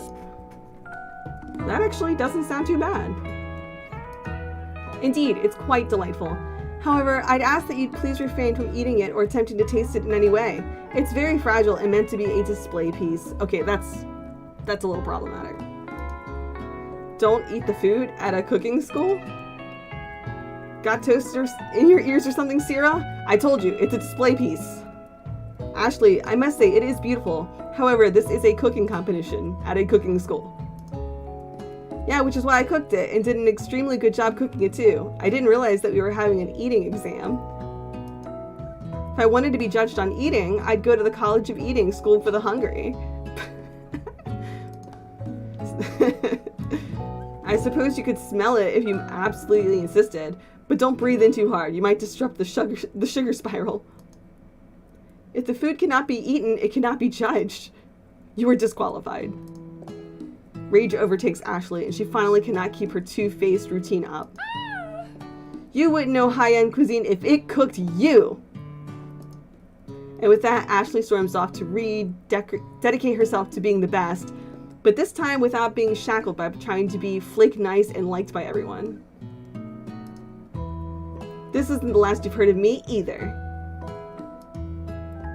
If this class gets much smaller, I'll be teaching myself. I mean, he's got Miriam. You and Colonel Sanders, the final cooks, step up together. We would step up together, wouldn't we? Two chefs? What began as a bowl of delicious mac and cheese has become something else. He examines it closely, sniffing and eyeing the bowl. Uh-oh, I don't have a good feeling about this. From somewhere in the room, a literal drum roll plays. Just when I thought I've seen everything in this kitchen, you've given me this thing and completely blown me away. In my 49 dog years of life, I have never tasted anything so delicious and perfectly balanced. It's so delicious, in fact, that everyone passes the class. Damn! You pass, and you pass, and you get a pass. You get a pass, and you get a pass. Everyone gathers around and partakes of the mac and cheese bowl. They all seem to transcend this reality into another dimension. You win! Together, you and Colonel Sanders have made a new menu item. The new menu item is so impressive, even the Van and Ashley are drawn back by its magnetic fragrance. When they gaze upon your mac and cheese bowl, they admit that you are indeed an excellent chef. Sprinkless declares that you have passed. Everyone has passed. There were supposed to be more battles, but come on, how could they be better than this one? Now that the school year is complete and everyone has graduated, the students return for one last assignment, to get their groove on. The cafeteria has been completely redecorated in order to serve as the site of the school's graduation dance. Compared to the massive high-tech cooking arena, the humble decor seemed downright cute and cozy. DJ jogs in the house! Oh, oh, oh. You knew that Sprinkles was a master chef, but also a world-renowned turntablist? Who says you can't teach an old dog new tricks? Ha ha ha. Van and Ashley will tell everyone they've committed themselves to righting the wrongs they did while they were the villains. For a moment, you actually believe them. Okay, Ashley is looking pretty cute in that get-up, though. Not another haunting. No ghosts allowed at graduation. It's clearly written in the school's bylaws. I was never actually a ghost. It was all a trick to get you to finally notice me. Oh, amusing.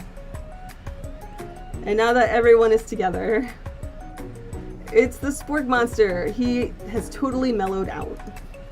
Well, which Spork Monsters? We had well, I guess there's only 2 alive now because we killed one of them. Everyone, the Spork Monster is no more. From here on out, I prefer that everyone refer to me by my new name, Party Monster. Student tries to finish what he had said, but everyone is too wrapped up talking to Spork. Sorry, Party Monster. Dejected, student walks off. Maybe things didn't work out for Miriam romantically, but she found the love in her cooking, and you know that she's gonna do great. Yay, Miriam! A red carpet rolls out across the floor of the ballroom. It's like a Hollywood movie premiere. Who could command such an entrance? It's Pop! Oh, fuck you, Pop! He arrived late to the dance, but apparently for good reason. I like how everyone else has casual outfits, but Pop doesn't. I mean, he's got a crown. Walking the carpet, you see perched atop his dirty chef's hat. A crown? Welcome back, Pop.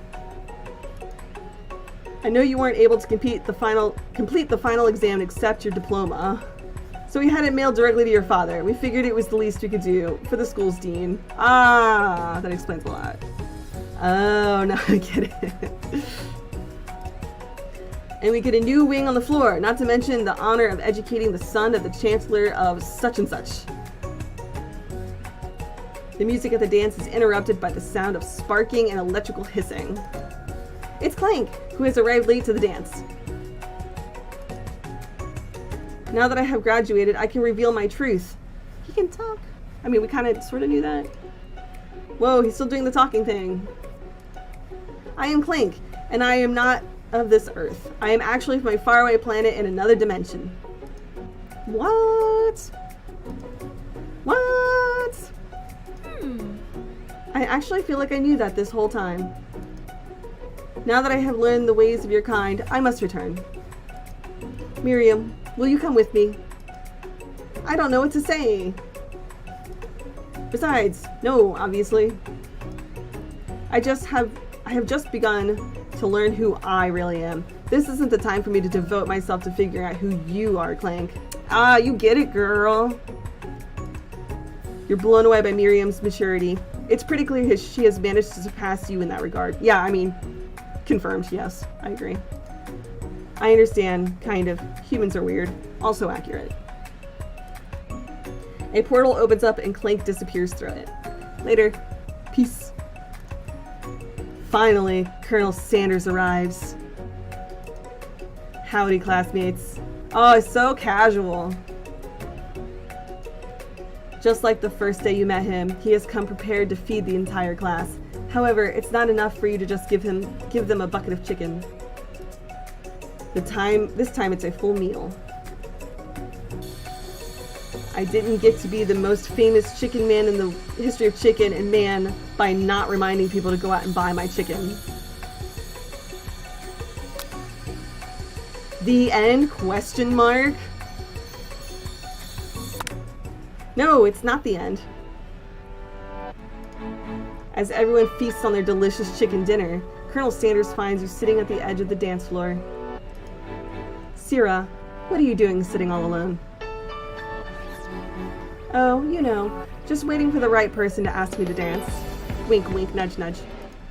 I wonder, might you tell me, what are the qualifications that you would expect to find in such a lucky person? Aw, he looks nervous.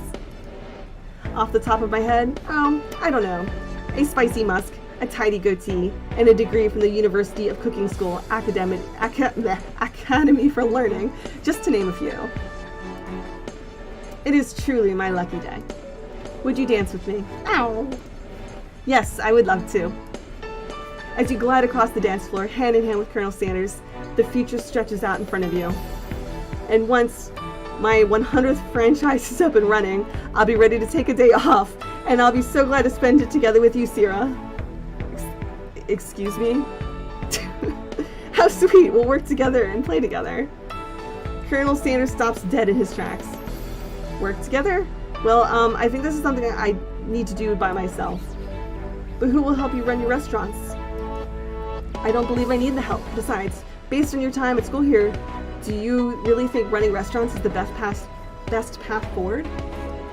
Could it be you found a love connection but failed to earn Colonel Sanders' respect as a chef? Can you live with only half of him? Will you be able to endure sharing him with his other love, the life of an entrepreneur? I suppose I could enroll at pastry school. Oh my, Syrah, I'm sure that you'll find your place eventually. And along the way, you'll have me by your side. The end. I'm not really sure if I won or not. I mean, I feel like that was a good ending, but like... I'm gonna say I won because I don't think that you can actually have him like 100% to yourself.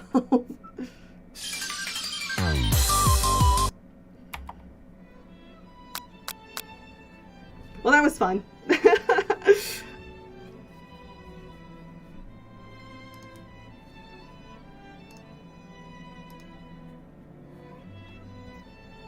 Hi, No Face!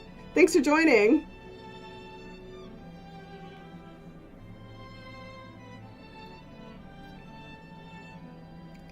Yeah, I'll look it up later, but like, I kind of feel like just based on his character, that's probably the best you're going to get.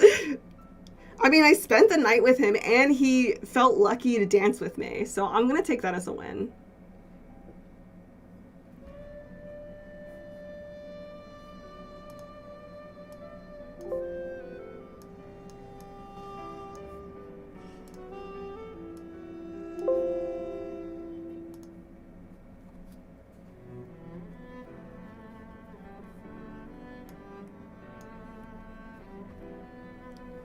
I doubt they'd let Colonel Sanders give up on his restaurants for a better. Yes, I agree. That's sort of what I was getting at. Like his passion is obviously the restaurants first and foremost, but you know what? I'll take it. Makes sense. The game punked you to horny jail to go further. Yes, I went to horny jail.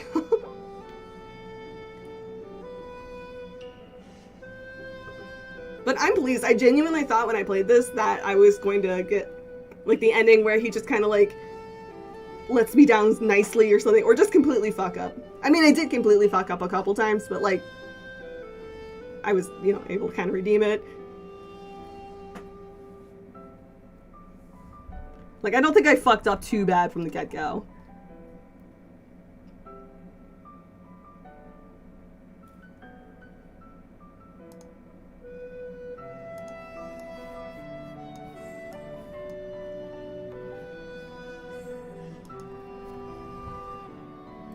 Yeah, it's funny. I knew this game when it came out, but I completely forgot about it until I saw a picture of like sexy Colonel Sanders, and like that's the style from the game. And I was like, Daddy Colonel Sanders. And then somebody was like, wait, you know the game exists, right? And I was like, oh shit, I totally forgot. Alright, I'm gonna Google it.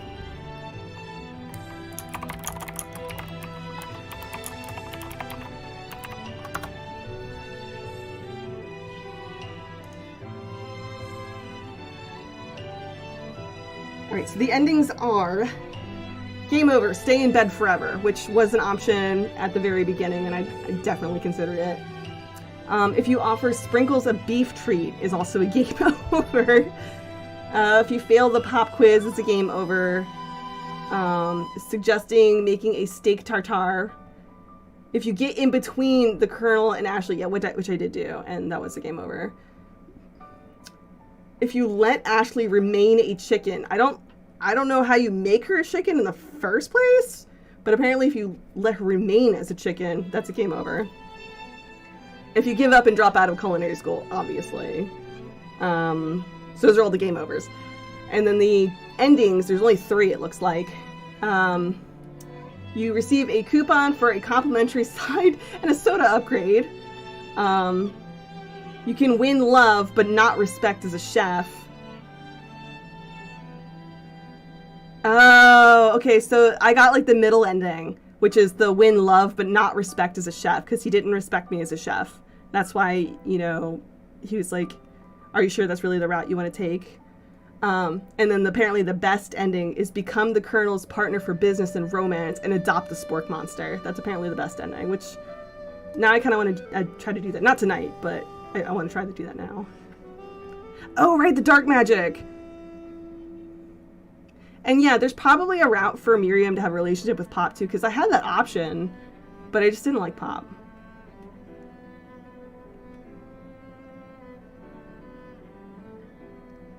Yeah, apparently if I was a better chef and he loved me and respected me as a chef, I could become his business partner.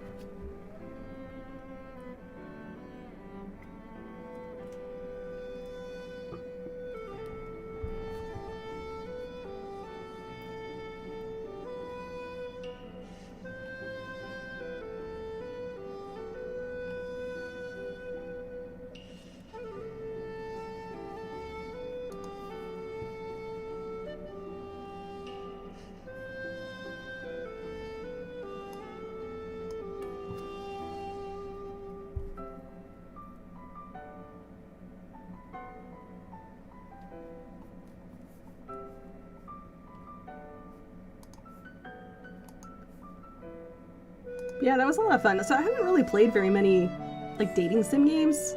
I've only played, like, a handful, and I'm usually really, really bad at them. I mean, as you can see, I'm not, I'm not exactly stellar at them.